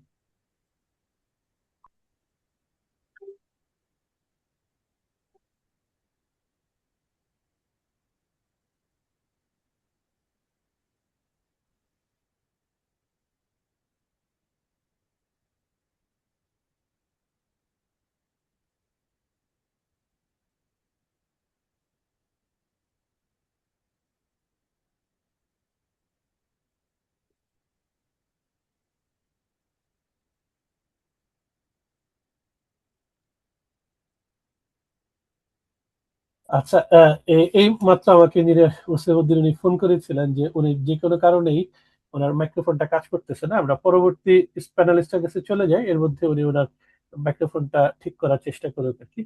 চলে যাচ্ছি mister Mohammad Zahidullah, chief sustainability officer, DBL গ্রুপের। আপনার কাছে আহ, সমস্যাগুলোর সমাধান কি কি করার আছে, প্লাস এর সাথে প্রাসঙ্গিক যে দিক নির্দেশনাগুলি আমাদের জন্য প্রয়োজন বলে মনে করেন। সো যেটা হলো যে মানে what needs to be done, আসলে তো এখন ড্রিম থাকতে পারে, ভিশন থাকতে পারে, একটা অ্যাকশন তো দরকারই আছে। সো এখানে মোস্ট ইম্পর্টেন্ট হলো যে পাঁচটা জিনিস আছে সেখানে। একটা হলো মার্কেট অ্যান্ড প্রোডাক্ট ডাইভার্সিফিকেশন, আমাদের যেটা করার প্রয়োজন আছে। We need to expand into Latin America, Africa, এইসব মার্কেট এক্সপ্লোর করা দরকার আছে। Then we need to invest in man made fibre garments for global demand shift, শুধু কটনে থাকার দরকার নেই। দেন সেকেন্ড এরিয়া হলো আপনাকে এনহান্সিং সাস্টেনেবিলিটি অ্যান্ড কমপ্লায়েন্স। এখন আরো গ্রিন ফ্যাক্টরি বলেন, সার্কুলার ইকোনমি প্র্যাকটিস নিয়ে আসা দরকার, স্ট্যান্ডিং করা দরকার, লিবার রাইটস এন্ড এথিক্যাল সোর্সিং এগুলো করা দরকার, ট্রান্সপারেন্সি নিয়ে আসা দরকার। These are the requirements second পিলারে। থার্ড হলো improving supply chain infrastructure, build stronger backward linkage, import ডিপেন্ডেন্সিটা কমাইতে হবে। এখন যেহেতু গ্লোবাল আপনি সাপ্লাই চেইন যে ডিস্টারবেন্স আসে, আমাদের কিন্তু ইন্টারনাল লোকাল ডিপেন্ডেন্সি ইনক্রিজ করা দরকার। Then upgrade logistics and transportation করা দরকার আছে। দেন থার্ড পিলার হলো আপনাকে boosting innovation and technology, because এখন ফাস্ট ফরওয়ার্ড যদি আমরা না হয়ে থাকে then we cannot stay in the market. Automation, digitisation এগুলো কিন্তু অনেক নিয়ে আসা দরকার পড়বে আমাদেরকে। R&D ইনভেস্টমেন্ট করা দরকার আছে in terms of going for advanced textiles. And finally যেটা বলবো যে এনার্জি এন্ড ফিনান্সিয়াল সাপোর্ট দুটাই কিন্তু দরকার আছে। Renewable energy investments very important. এখন কিন্তু আপনার গিয়ে কার্বন বর্ডার মেকানিজম যেটা চলে আসছে ইউরোপিয়ান ইউনিয়নে, এখন আমাদের বাইরে যদি আমাদের রিনিউয়েবল এনার্জি পার্সেন্টেজ যদি আমাদের প্রোডাকশনে না থাকে, তো তাহলে দেখা যাচ্ছে ওরা কিন্তু সবকিছু থাকলে ওরা সোর্স করবে না। দে আর অলরেডি কিন্তু মার্কেট বাংলাদেশে অর্ডার কমতেছে, it's going to India, Vietnam and Pakistan. Already ওদের কিন্তু শেয়ার বাড়তেছে, আমাদের কমতেছে, and one of the reason they have invested in renewable energy. আর সেকেন্ড হলো যে আমাদেরকে কিন্তু লো ফাইন্যান্সিং এই যে 14% ইন্টারেস্ট রেট অফ বিজনেস কিন্তু is never possible, not at all possible. তো সেটা কিভাবে কম হতে পারে সেটা থেকে। সো বেসিক্যালি 5 পিলার যেটা বলবো যে আইডেন্টিফাইড আছে, market and product diversification, enhancing sustainability and compliance, improving supply chain infrastructure, and boosting innovation technology and energy and financial support. Thank you. Thank you. তো আপনি 5 পিলার্স এর কথা বললাম। জাস্ট আপনার কাছে আমার পক্ষে একটা প্রশ্ন করতে যাচ্ছি। আমরা পত্রপত্রিকায় দেখতেছি গত কয়েক বছর ধরেই যে বাংলাদেশে সবচেয়ে বেশি লিড সার্টিফাইড গ্রিন ফ্যাক্টরি আছে। তাহলে এতগুলো যে ফ্যাক্টরিতে আমরা ইনভেস্ট করলাম ইনফ্রাস্ট্রাকচার ডেভেলপ করার জন্য, এটাকে কি আমরা ক্যাপিটালাইজ করতে পারতেছি বলে আপনি মনে করেন? না, আমি বলবো লিড সার্টিফিকেট যে ফ্যাক্টরিজ গুলো আছে, what is it actually? That is having a green, it's not, it's not that it is optimizing your green process of manufacturing. It's a building which is energy efficient, nothing beyond that. এখন ওই energy efficient building, how much of that energy cost to your product energy? প্রোডাকশনের মধ্যে যা energy দরকার আছে সেটা তো green building সাথে কোনো লিঙ্ক নেই। Yes, it has build our image, no doubt. যেটা হলো রানা প্লাজা ট্র্যাজেডি পরে এইটা কিন্তু একটু হেল্প করছে আমাদেরকে, বাট গ্রিন বিল্ডিং অ্যান্ড মানে বিজনেস অ্যাড করা এটা কিন্তু কোনো সম্পর্ক নেই, আমি বলবো না। বাংলাদেশে বাইরে আসতেছে not because of green building, it's because they get the right product, the product what they want at the quality and the price at what they want. এটা গ্রিন বিল্ডিং সাথে কোনো লিঙ্ক নাই। আর এটাতে ইনভেস্টমেন্ট করে government কিছু incentive দিয়েছে, but কিন্তু green building যে একটা ইনভেস্টমেন্টের যে প্রাইস আছে সেই প্রাইসটা কিন্তু পাওয়া যায় না। সেটাই সেটাই, ধন্যবাদ ধন্যবাদ Thank you. ক্লারিফিকেশনের জন্য। ইঞ্জিনিয়ার মুসলিম উদ্দিন, উনি খুব সম্ভবত আমাদের সাথে কানেক্টেড না, ডিসকানেক্ট হয়ে গেছেন টেকনিক্যাল কারণে, আমি ওনাকে পার্টিসিপেন্ট লিস্টে দেখছি না। উনি যদি আমাদের সাথে জয়েন করতে পারেন তাহলে আমরা ওনার কাছে যাবো, ওনার বক্তব্য শুনবো। আমরা চলে যাচ্ছি engineer Dabir Ahmed, visiting faculty, Queen Mary university of London, আপনার কাছে। আপনি বাংলাদেশি ব্র্যান্ডের কথা বললেন, যদি আমরা চিন্তা করি যে আমরা ইউকেতে একটা বাংলাদেশি ব্র্যান্ড ইন্ট্রোডিউস করতে চাই, কিভাবে সম্ভব বলে মনে করেন? এটা হচ্ছে আমার কোশ্চেন, এর পাশাপাশি আপনি না, অন্যান্য ঠিক আছে। related এখন আমি যদি আমার দিক থেকে চিন্তা করি যে বাংলাদেশে একটা ব্র্যান্ড, প্রথমে তো যেমন আপনি বললেন যে কয়েকটা লোকাল ব্র্যান্ড তো ডেভেলপ হয়েছে। কিছুক্ষণ আগে সেলিম ভাই বোধহয় বলতেছিল যে বেক্সিম করে একটা ব্র্যান্ড ছিল, এখন নাই। আসলে ব্র্যান্ডের ব্যাপারটা প্রথমে লোকালি হয়, লোকালি মানুষ কিনে অ্যাপ্রিসিয়েট করে, এটাকে ডেভেলপ করে, তারপরে এটা আস্তে আস্তে বাইরে যায়। যেমন এই ব্রিটেনে বাংলাদেশের কারি ইন্ডাস্ট্রি আছে, প্রচুর রেস্টুরেন্ট আছে বাংলাদেশি কারি ইন্ডাস্ট্রি, তারপরেও কিন্তু ওই যে ইন্ডিয়ান কথাটা ইউজ করে ওরা, এটাও একটা ব্র্যান্ডিং। কেন, ইন্ডিয়া বড় ইকোনমি, বড় দেশ, হ্যাঁ। এই ব্র্যান্ডিংটা আসলে আপনি কতটুকু ঢোল বাজাইলেন, একই জিনিস, একই কোয়ালিটি, কিন্তু ঢোল বাজানো একজনের একটু বেশি আছে, সে কিন্তু মার্কেট পেয়ে গেল, ব্যাপারটা অনেকটা এরকম। এখন এটাকে যদি করতে হয় তাহলে আমাদের ব্র্যান্ডটাকে ঢোল বাজাইতে হবে। এখন এটার দায়িত্ব সবাইকেই নিতে হবে। অ্যাজ এ কনজিউমার যারা লোকালি কিনে তাদের তো দেশি পণ্য কিনতে হবে, আমরা যারা বাইরে আসি বিদেশে থাকি আমাদেরও দেশি পণ্য কিনতে হবে, এবং এটা আমার কলিগের সাথে ইন্ট্রোডিউস করে দিতে হবে।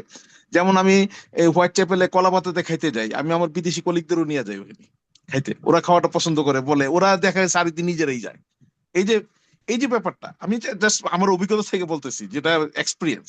তো ব্র্যান্ডিং এর ব্যাপারটা যদি আমাদের দেশে একটা ভালো ব্র্যান্ড যদি আমরা করতে চাই, তাহলে আমাকে সবাইদের নিয়ে কাজ করতে হবে। আমরা যারা বাংলাদেশি আছি, পলিসি মেকাররা আছে, গভর্নমেন্ট আছে, ইন্ডাস্ট্রিয়ালিস্ট আছে, সবাইকে একযোগে সাপোর্ট দিয়ে এই কাজটা করতে হবে, এটা খুবই জরুরি।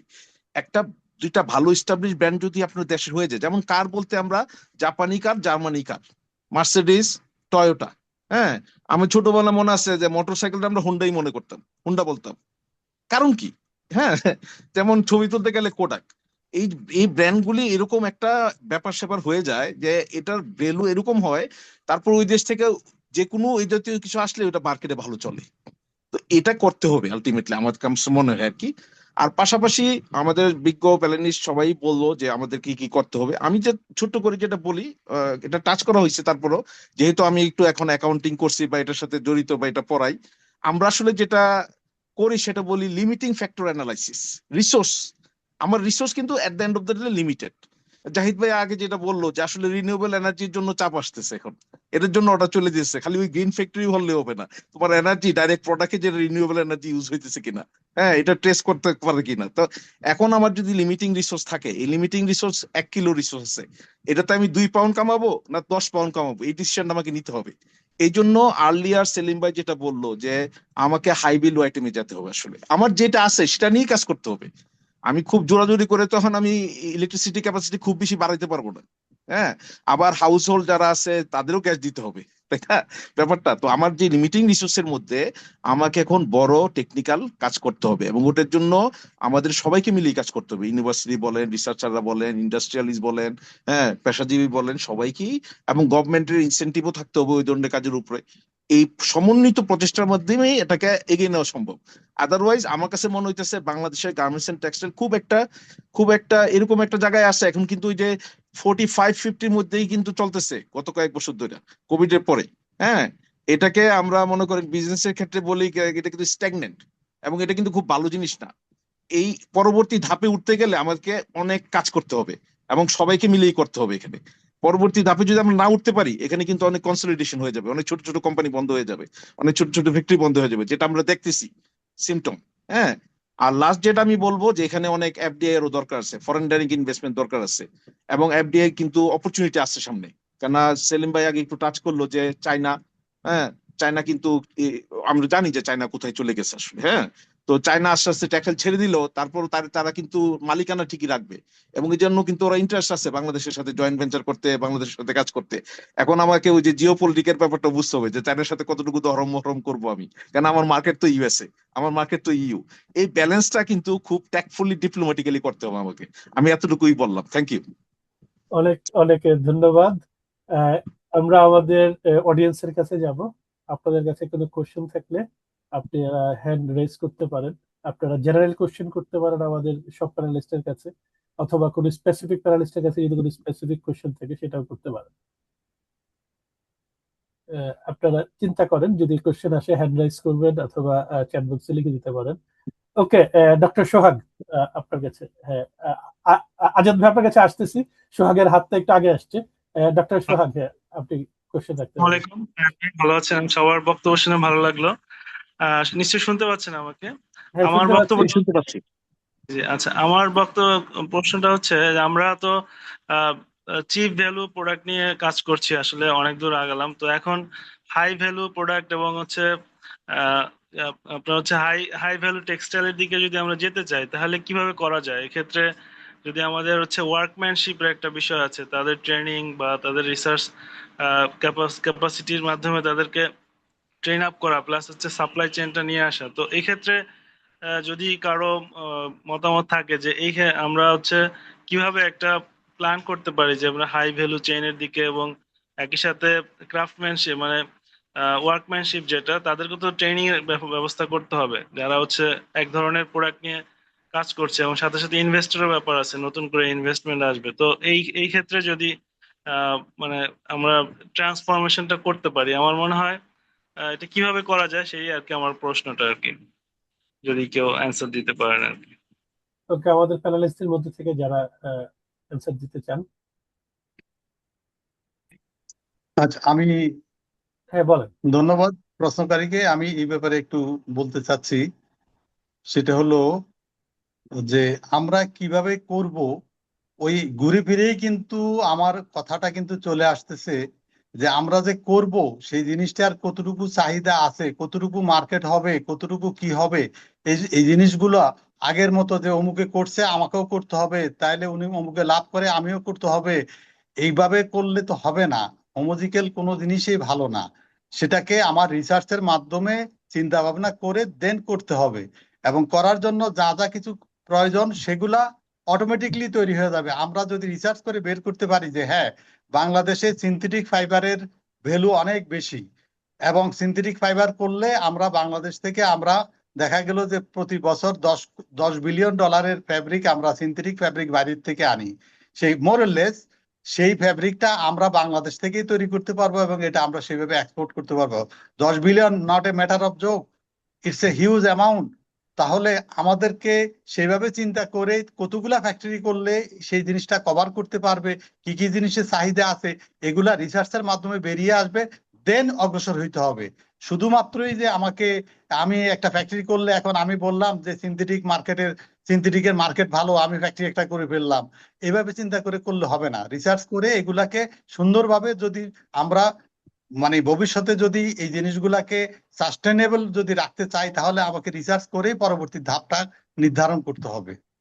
আমি মনে করি যে আমার যে প্রশ্ন করেছেন উনি কিছুটা হলো এই ব্যাপারে আশ্বস্ত হতে পারবেন যে যে না, ব্যাপারটা তো ঠিকই, আমাকে আগে চিন্তা করতে হবে আমার মার্কেট কতটুকু, আমি কি করতে পারবো, কয়টা মেশিন দরকার, কতগুলা ফ্যাক্টরি দরকার, এই জিনিসগুলো রিসার্চ করে বের করে দেন আমাদের অগ্রসর হতে হবে। আশা করি আপনার প্রশ্নের কিছুটা হইলেও উত্তর আমি দিতে পেরেছি। ধন্যবাদ। ধন্যবাদ আপনাকে। আমাদের প্যানেলিস্টের মধ্যে অন্য কেউ যদি আরো আমি জাস্ট একটু অ্যাড করতে চাই যে আমরা মনে করেন অনেক সময় মানে রিসোর্স, আমি সবসময় রিসোর্সের উপর জোর দিই, কেন এছাড়া তো কিছু হবে না। তো লোয়ার হ্যাঙ্গিং আপেলকে আগে অ্যাপ্রিসিয়েট করতে হবে। তো আমাদের এক্সিস্টিং রিসোর্সের মধ্যে যেই যেই যে ধরনের প্রোডাক্টের কথা আমরা বলতেছি, হাই ভ্যালু প্রোডাক্ট, এটা সিনথেটিক হতে পারে, মেডিকেল টেক্সটাইল হতে পারে, সাস্টেনেবল টেক্সটাইল হতে পারে। তা আমার যেমন জুট হতে পারে, জুটে আমাদের নিজেদের র মেটেরিয়াল আছে। তো আমাদের যেটা লো হ্যাঙ্গিং আপেলরা যেটা আমরা অ্যাপ্রিসিয়েট করি ওটাকে আমরা তাড়াতাড়ি করতে চেষ্টা করি। আমাদের স্কুল ডেভেলপমেন্ট লোকের মধ্যে যদি কারো এরকম অলরেডি এরকম ধরনের স্কিল থাকে বা রিসার্চ থাকে, নো হাউ থাকে, তাদের মাধ্যমে আমাদের আগে আইডেন্টিফাই করতে হবে।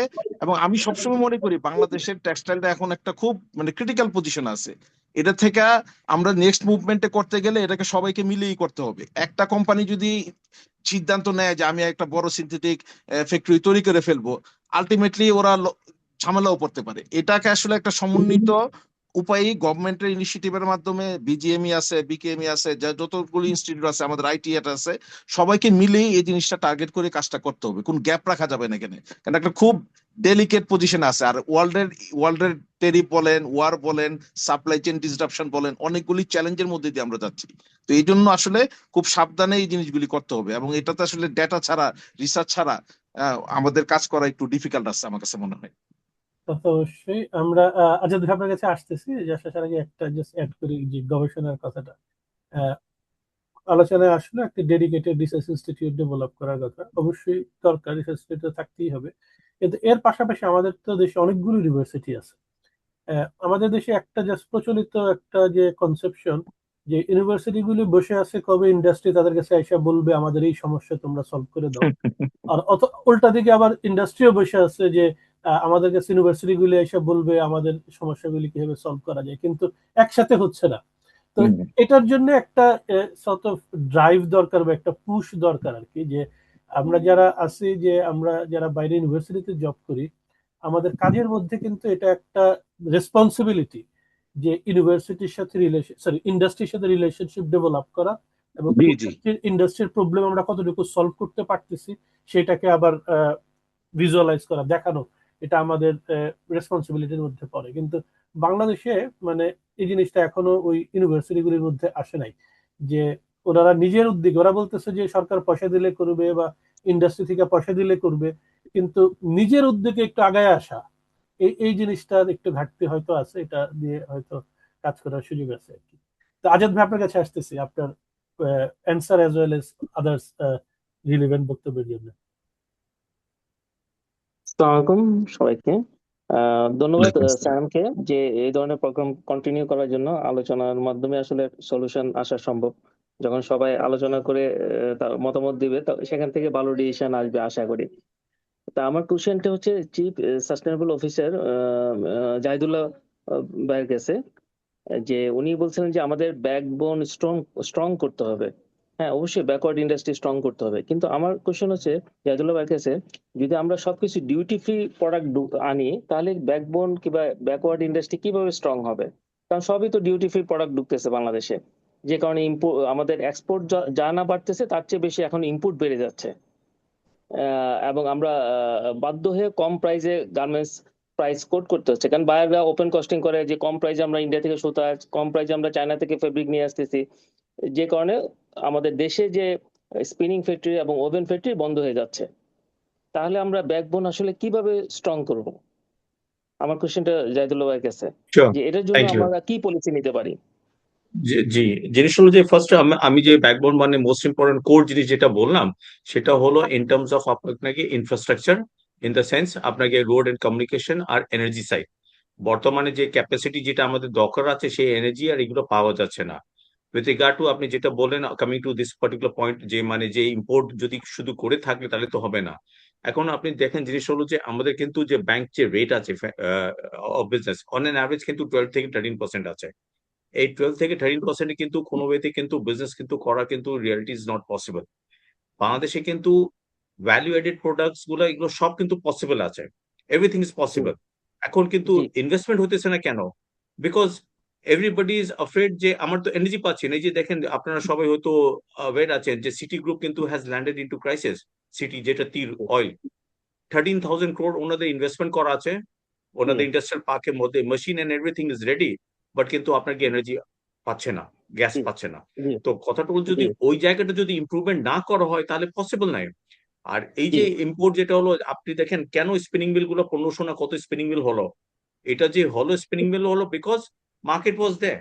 সো সেইখানে জি কিন্তু আপনাকে যে ভ্যালু অ্যাডেড আইটেম নিয়ে, ভ্যালু অ্যাডেড প্রোডাক্ট নিয়ে যে কথা বলতেছি আমরা, এখানে প্রবলেমসটা হলো বাংলাদেশে কিন্তু আসলে ক্যাপাসিটি আছে, in terms of quality, in terms of workmanship, সবই কিছু আছে, because Bangladesh G as workers, they are the best G learner, quick, fast learner.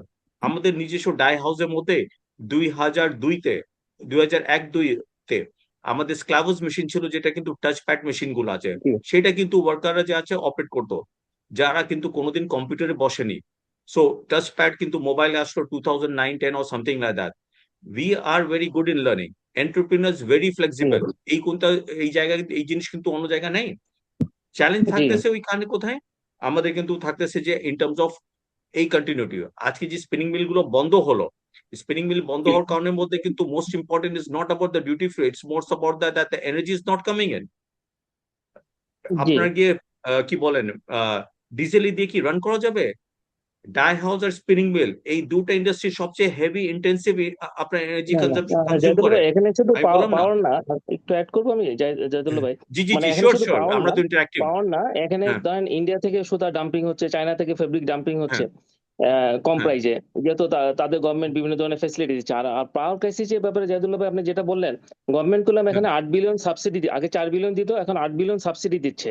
আমরা করলাম ওপেন কস্টিং এর মাধ্যমে এই হুম, পুরো 8 বিলিয়ন করলাম আপনার বাইরের পকেটে চলে যাচ্ছে, আমরা করলাম এই টাকাটা ফেরত নিয়ে আসতে হুম, পারতেছি না। আমরা যদি হুম, ফেরত নিয়ে আসতে পারতাম, তাহলে গভর্নমেন্ট করলাম আরো বেশি এলএনজি কিনতে পারতো, আরো বেশি পাওয়ারের সাবসিডি হুম, মানে ইনফ্রাস্ট্রাকচার ডেভেলপের জন্য কাজ করতে পারতো। হুম, এখন আমাদের আসলে জি আমরা যদি ডিউটি মানে এর উপরে মানে ইম্পোর্টের উপরে যদি ডিউটি না বসে, এবং আমরা এই 8 বিলিয়ন টাকা যদি ফেরত এনে গভর্নমেন্টকে না দিতে পারি, তাহলে গভর্নমেন্ট পাওয়ার সেক্টর কিভাবে ডেভেলপ করবে? কারণ আমাদের দেশে তো এত টাকা নাই। গরিব এই 8 বিলিয়ন যদি দেখেন আপনি, গরিব মানুষের টাকা আমরা বাইরের পকেটে দিয়ে দিচ্ছি ওপেন কস্টিং এর মাধ্যমে।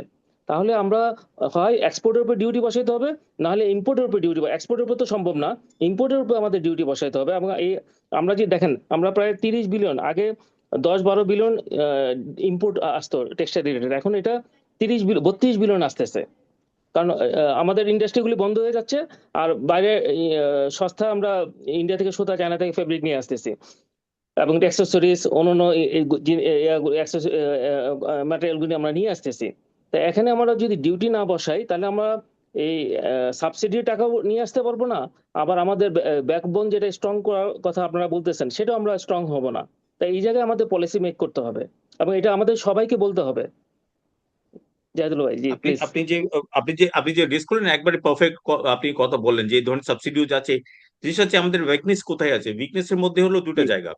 একটা হলো আমাদের কিন্তু নেগোসিয়েশন অনেক poor, we are not the good in negotiation, we only love to say yes yes yes yes. আমরা অ্যাজ জি ইন্ডাস্ট্রিয়ালিস্ট যারা আছে, দে আর নট ইউনাইটেড, যে একটা জি বেঞ্চমার্ক করবে, যে ফ্লোর প্রাইস করবে যে আমি এই প্রাইসের নিচে নামবো না, এটা কিন্তু বাংলাদেশের মধ্যে নাই। আমি নিজে জি একদিন একটা বাইং অফিসে দেখলাম, একজন বড় ইন্ডাস্ট্রি মালিক আসছেন ওইখানে, একটা অর্ডার চলে যাচ্ছে একটা ফ্যাক্টরিতে, কত দাম, এত দাম, বলে ঠিক আছে আমি 10 সেন্ট কম করতেছেন আমাকে দেন, আর উনি কিন্তু হুট করে কিন্তু নিয়ে জি গেছেন অর্ডার। আমরা সো নিজেদের এখানে প্রাইস আমরা কমাচ্ছি। হ্যাঁ, we are actually responsible for our own downfall. And at the same time buyer যে আছে, বায়াররা কিন্তু দেখেন ওরা কিন্তু সামহাউ দি আদার সব জায়গায় কিন্তু ইন্ডিয়ানরা বসে আছে, সব জি জায়গা ওরা কিন্তু সব ওইখান থেকে কন্ট্রোল করতে, ওরা কিন্তু অনেক ইনফ্লুয়েন্স করে। এখন আমাদের কাছে যে আছে যে সব সময় দেখবেন এই কটনের মধ্যে থাকতেছে, এখানে আমরা ওই জিনিসের মধ্যে থাকছে যেখানে পানি বেশি, বিদ্যুৎ বেশি, সবকিছু হাই ভ্যালুর মধ্যে আমাদেরকে দিতেছে না। আমি আমার এক্সপিরিয়েন্স থেকে বলতেছি, যেটা আমি দেখলাম, বায়ারদের পলিসি নেই যে বাংলাদেশে কিন্তু হাই ভ্যালু আইটেমস নিয়ে আসবে। আনলেস এন্ড আনটিল বাংলাদেশে ওরা না নিয়ে আসে, এটা কিন্তু পসিবল নেই। ইয়াং ওয়ান দেখেন, আপনাকে চিটাগং, ইপিজেড এন্ড কর্ণফুলিতে the most highest value product they are doing. জি So is it not made in Bangladesh? It's made in Bangladesh. Investment has not been done in Bangladesh. It has been done in Bangladesh. Now young one how is able to do it? Young one কিন্তু order কিন্তু ওনারা কিন্তু Korea থেকে নিয়ে আসতেছে, এই order কিন্তু ওনারা জি বাংলাদেশ বিজনেস কিন্তু নিয়ে আসতেছে না, অর্ডার ওনারা কোরিয়া থেকে কালেক্ট করতেছে, কোরিয়া থেকে ম্যানুফ্যাকচারিং করতেছে বাংলাদেশের মধ্যে। সো বাংলাদেশ কিন্তু ওই যে আমাদের একজন প্রিভিয়াস স্পিকার উনি ক্রাইটেরিয়া উনি কথা বলেন না, যে আমাদের কিন্তু আননেসেসারি এত রিসোর্স কনজিউম করবো কেন, আমরা হাই ভ্যালুতে গেলে তো আমরা তো এনার্জিও কম হবে, ওয়াটার কম হবে, সবই কিছু কম হবে। তো এখানে কিন্তু বায়াররা যে আছে, বায়ারদের স্ট্র্যাটেজির মধ্যে they are not identifying Bangladesh for high value products. ওরা কিন্তু এই জায়গায়, ওরা কিন্তু ওই মাস প্রোডাকশনের মধ্যে আমাদেরকে রেখে রাখছে। আর দ্বিতীয় হলো যে আমরা যে নেগোসিয়েশনও করি না, at the same time we are here to pull down each other. এটাই কিন্তু what's happening in the country. So আমরা যদি নিজে চেঞ্জ করবো, তাহলে তো কোনো উন্নতি আসবেই না। জি আর একটা জাহিদুল ভাই, আমরা হাই ভ্যালু প্রোডাক্ট করলে আসলে হাই ভ্যালু প্রোডাক্টের প্রাইস আমরা পাচ্ছি কিনা, যেমন ইন্টারন্যাশনাল, যেটা আমি সবসময় বলি, ইন্টারন্যাশনাল আইটিসি যে রিপোর্ট করছে, সেম গার্মেন্টস বাংলাদেশ 32 থেকে 83% কম প্রাইসে সেল করে, যেহেতু ওপেন কস্টিং। সেহেতু আমরা আসলে কারেক্ট। হাই ভ্যালু কেন আমরা যাচ্ছি না? গ্লোবালাইজেশনের যুগ, আমরা কোন হাই ভ্যালু প্রোডাক্ট আসলে করতে পারি না? আমি জানি না আসলে স্পেসিফিক কেউ যদি আমাকে বলে যে এই প্রোডাক্টটা আমরা করতে পারতেছি না। ম্যানমেড ফাইবারে আমরা করলাম, অলরেডি আমরা সব ধরনের প্রোডাক্ট করতে পারি, কিন্তু আমরা প্রবলেম হচ্ছে ওখানে যাচ্ছি না কেন? কারণ আমরা ওই প্রাইসটা পাচ্ছি না, হাই ভ্যালু প্রাইসটা আমরা পাচ্ছি না। সেটা যদি আমরা পাই, প্রাইস অবশ্যই বায়ার আমরা যেতে দিতেছে না, পারবো। আপনি দেখেন, বায়ার কিন্তু আমাদেরকে দিতেছে না। আপনি ওই যে অ্যাভারেজ কস্ট এইসব আইটিসি গ্লোবাল, জি আপনি যদি ট্রেড থেকে দেখবেন যে পার কেজি অফ ফ্যাব্রিক আমরা কত পাচ্ছি আর অন্য কান্ট্রি কত পাচ্ছে, অন্যরা কিন্তু বেশি পাচ্ছে, জি, আমরা কিন্তু কম পাচ্ছি। এটা আমরা কম আমরা পাচ্ছি। অ্যাকচুয়ালি পাচ্ছি কেন? বিকজ আমরা ওই ওই প্রাইসে অর্ডার এক্সিকিউট করতেছি। জি, আমরা আমাকে নিজেরা নিজেদের একটা কম্পিটিশন করতেছি। নিজের ক্ষেত্রে আমাকে জি শ্রীলঙ্কাতে একজন ওইখানে নাম করা কোম্পানি আছে, ব্র্যান্ডিক্স আছে, আপনাকে আরেকটা কোম্পানি আছে ওইখানে। তো তাদেরও কিন্তু গ্রিন ফ্যাক্টরি আছে, একটা পপুলার বায়ার বাংলাদেশে আছে, ওনারও ওইখানে কাজ করে। তো একটা প্রোডাক্ট দিয়েছে, বললো যে এই প্রাইসে করার জন্য। তো তার কিন্তু গ্রিন ফ্যাক্টরি আছে। সে বললো না, আমি তো এই প্রাইসে কিন্তু আমার গ্রিন ফ্যাক্টরি করতে পারবো না, তুমি যদি এই প্রাইস দিবা তাহলে আমাকে আমার ওই ফ্যাক্টরিতে করতে হবে। বললো ঠিক আছে, তুমি করে দাও। সো এই জি। জিনিসটা ওরা যে বার্গেনিং করতে পারে, আমাদের কিন্তু স্যাড পার্ট হচ্ছে we are not able to do this negotiation. এইটা কিন্তু একটা বড় উইকনেস জি, আমাদের আছে। না, নেগোসিয়েশনের ক্ষেত্রে এখানেও কি আমাদের গার্মেন্টস প্রাইস বাড়াইতে হবে, এবং সেটা বাড়াইতে হলে আমাদেরকে ডিউটি ইম্পোজ করতে হবে, এবং সেটা ইম্পোর্টের উপর ডিউটি হুম, ইম্পোজ করতে হবে। কারণ ডিউটি যখন আমরা ইম্পোজ correct, করবো, বাইরে করলাম রেডি প্রাইস দিতে, আমাদের প্রবলেম হুম, প্রাইস না, আমাদের প্রবলেম হলো লিড টাইম। আমাদের আসলে লিড হুম, টাইমটা কমাতে হলে আমাদের পাওয়ার সেক্টর ইনফ্রাস্ট্রাকচার এগুলি ডেভেলপ করতে হবে, যেটা আপনি বলছেন অবশ্যই। সেই হুম, ক্ষেত্রে আমাদের আমাদের যেটা দরকার সেটা হচ্ছে আমাদের গার্মেন্টস প্রাইস আমাদের, কারণ আমরা নিজেরা নিজেদের, ধরেন এক গার্মেন্টস প্রাইস যা দিচ্ছে আরেক গার্মেন্টস তার চেয়ে কম দিচ্ছে, বায়ার সেখানে সুযোগ পেয়ে যাচ্ছে। সেহেতু যদি এখানে ডিউটি ইম্পোজ থাকতো, তাহলে হয়তো গেলাম এত প্রাইস আমরা কমাইতে পারতাম না, এবং গার্মেন্টস প্রাইস অটোমেটিক বাড়তো, এবং আমরা যা এক্সপোর্ট করতেছি সেটা দিয়ে আমরা, ইন্টারন্যাশনাল আইটিসি যে রিপোর্ট করছে, আমরা আরো $25 বিলিয়ন আমরা লস করতেছি আমরা কম প্রাইসে সেল করে। হুম। তা এই জায়গায় আমাদের আপনি ঠিক পলিসি মেক বলছেন, করা মানে দরকার, ইম্পোর্ট ডিউটি ইম্পোজ করতেই হবে। এই ডাম্পিং দিলে করতেই তো হবে। হবে না, ইন্ডিয়া বলেন আর কিন্তু চায়না বলেন, এটা করে ইটস নট কিন্তু পসিবল ফর আস। এই জায়গায় বিজিএমএ কোনোভাবে ইম্পোর্টের উপর ডিউটি বসাতে চাচ্ছে না, যে জন্য গভর্নমেন্ট পলিসি মেক করতে পারতেছে না। এবং ইম্পোর্টের উপর যদি ডিউটি বসায়, তাহলে আমরা কোনো $9 বিলিয়ন আমরা গভর্নমেন্ট রেভিনিউ আর্ন করতে পারে, এবং সেই হুম, হুম, হুম, $9 বিলিয়ন করে আবার ব্যবসায়ীদেরকে পাওয়ার সেক্টরে ইনভেস্ট করতে পারে, এবং আমাদের পাওয়ার ক্রাইসিস তখন আর থাকবে না আমাদের। তাই এই কারেক্ট, জায়গায় আমাদের কারেক্ট, মনে কারেক্ট। পলিসি মেক করা দরকার, সবাই মিলে। তোমার এখানে কি মানে সেলিম আপনি ভাই যে আছে, বলেন না, সেলিম ভাইকে রিকোয়েস্ট করবো, সেলিম এইটা ভাই একটা আছেন। ওয়ার্কিং কমিটি করে, জি আপনি যেটা জি আজাদ ভাই সাজেস্ট করলেন না, এটা একটা ওয়ার্কিং কমিটি কোন ওয়েতে মুভ করে, এটা দরকার আছে। জি জি আহ, জি জি আমি জাস্ট এটা এখানে একটু অ্যাড করি। ওই আমি যেহেতু মানে যদিও আমি জি বাংলাদেশের লোক, বাট অল্প সময় হলেও কিছুদিন আমার অভিজ্ঞতা আছে ইউকে তে থাকার। ইউকের জি পার্লামেন্টে যদি আমরা কোনো বিল নিতে চাই বা অথবা পিপলস ভয়েস যদি নিতে চাই, যার একটা রিটার্ন মেকানিজম আছে, যে মেকানিজমের মাধ্যমে আমরা ইনফরমেশন আমার লোকাল এমপি কে দিতে পারি, সেই লোকাল এমপি তারপরে পার্লামেন্টে রেজ করতে পারে। তো আমরা যে এতগুলো সুন্দর সুন্দর কথা বললাম, তো এগুলো তো ওই আমাদের এমপিদের কাছে না যাওয়া পর্যন্ত তো কোনো পলিসি মেকিং হবে না। তো জি আমাদের দেশে কি এই ধরনের কোনো সিস্টেম আছে কিনা, যে আমাদের ভয়েসটা এমপি পর্যন্ত রিচ করার কোনো পাথওয়ে আছে কিনা? মানে এখানে আমি একটু সাদাত ভাই, আমি একটু সাদাত, আমি একটু বলি স্যাম। সেটা হচ্ছে যে আমাদের আসলে ডাটা অ্যানালাইসিস এবং রিসার্চ উইং নাই, যে এখানে মিনিস্ট্রি অফ টেক্সটাইল কিংবা মিনিস্ট্রি অফ কমার্স কিংবা বিটিএমএ বিজিএমএ, মানে কিংবা ইউনিভার্সিটিতে আমাদের আসলে কোনো data analysis, proper data analysis নাই, কিংবা রিসার্চ উইং নাই, যারা এই অ্যানালাইসিস গুলি করে পলিসি মেকার গভর্নমেন্ট লেভেলে দিবে যে এই ধরনের আমরা ডিসিশন নেওয়া যেতে পারে দেশের স্বার্থে কিংবা বিজনেসম্যানদের স্বার্থে কিংবা টোটাল ইকোনমির স্বার্থে। এই জায়গাটা আমাদের বড় একটা গ্যাপ আছে, যে আমাদের ওই ধরনের অ্যানালাইসিস করার মতো উইং নাই। রাইট। অনেক অনেক ধন্যবাদ। আমরা অনেকগুলো বিষয় নিয়ে আলোচনা করলাম। আমাদের যারা প্যানেলিস্ট ছিলেন অনেক গুরুত্বপূর্ণ জিনিস আলোচনা করেছেন, অনেক সময় দিয়েছেন। সবাইকে ধন্যবাদ জানাই। বাংলাদেশে প্রায় রাত 10টার কাছাকাছি। সবাইকে আর আটকে রাখতে চাচ্ছি না, আমরা এখানেই শেষ করব। আমাদের সাথে যারা আজকে প্যানেলিস্ট হিসেবে ছিলেন প্রথম থেকেই, সব প্যানেলিস্টদেরকে অশেষ অশেষ ধন্যবাদ। যারা কোশ্চেন করেছেন এবং মতামত দিয়েছেন, সবাইকে ধন্যবাদ। যারা আমাদের সাথে এতক্ষণ ছিলেন অডিয়েন্স হিসাবে, তাদেরকে অবশ্যই ধন্যবাদ, কারণ আপনাদের ছাড়া তো আমরা এই অনুষ্ঠানটা রান করতে পারতাম না। আমরা ফুল প্রোগ্রামটা রেকর্ড করেছি এবং এই রেকর্ডের ভার্সনটা আমাদের ইউটিউব চ্যানেল এবং ফেসবুকে আমরা প্রচার করব, যারা মিস করেছেন তাদের জন্য, আবার অথবা যারা আবার একটু কোনো বিশেষ অংশ দেখতে চান তাদের জন্য। এই বক্তব্য রেখে সবাইকে আবারও ধন্যবাদ জানিয়ে আজকের মতন বিদায় নিচ্ছি। তারা ভালো থাকবেন। আল্লাহ হাফেজ। ধন্যবাদ। আল্লাহ হাফিজ। আসসালামু আলাইকুম। ওয়ালাইকুম আসসালাম। আসসালামু আলাইকুম।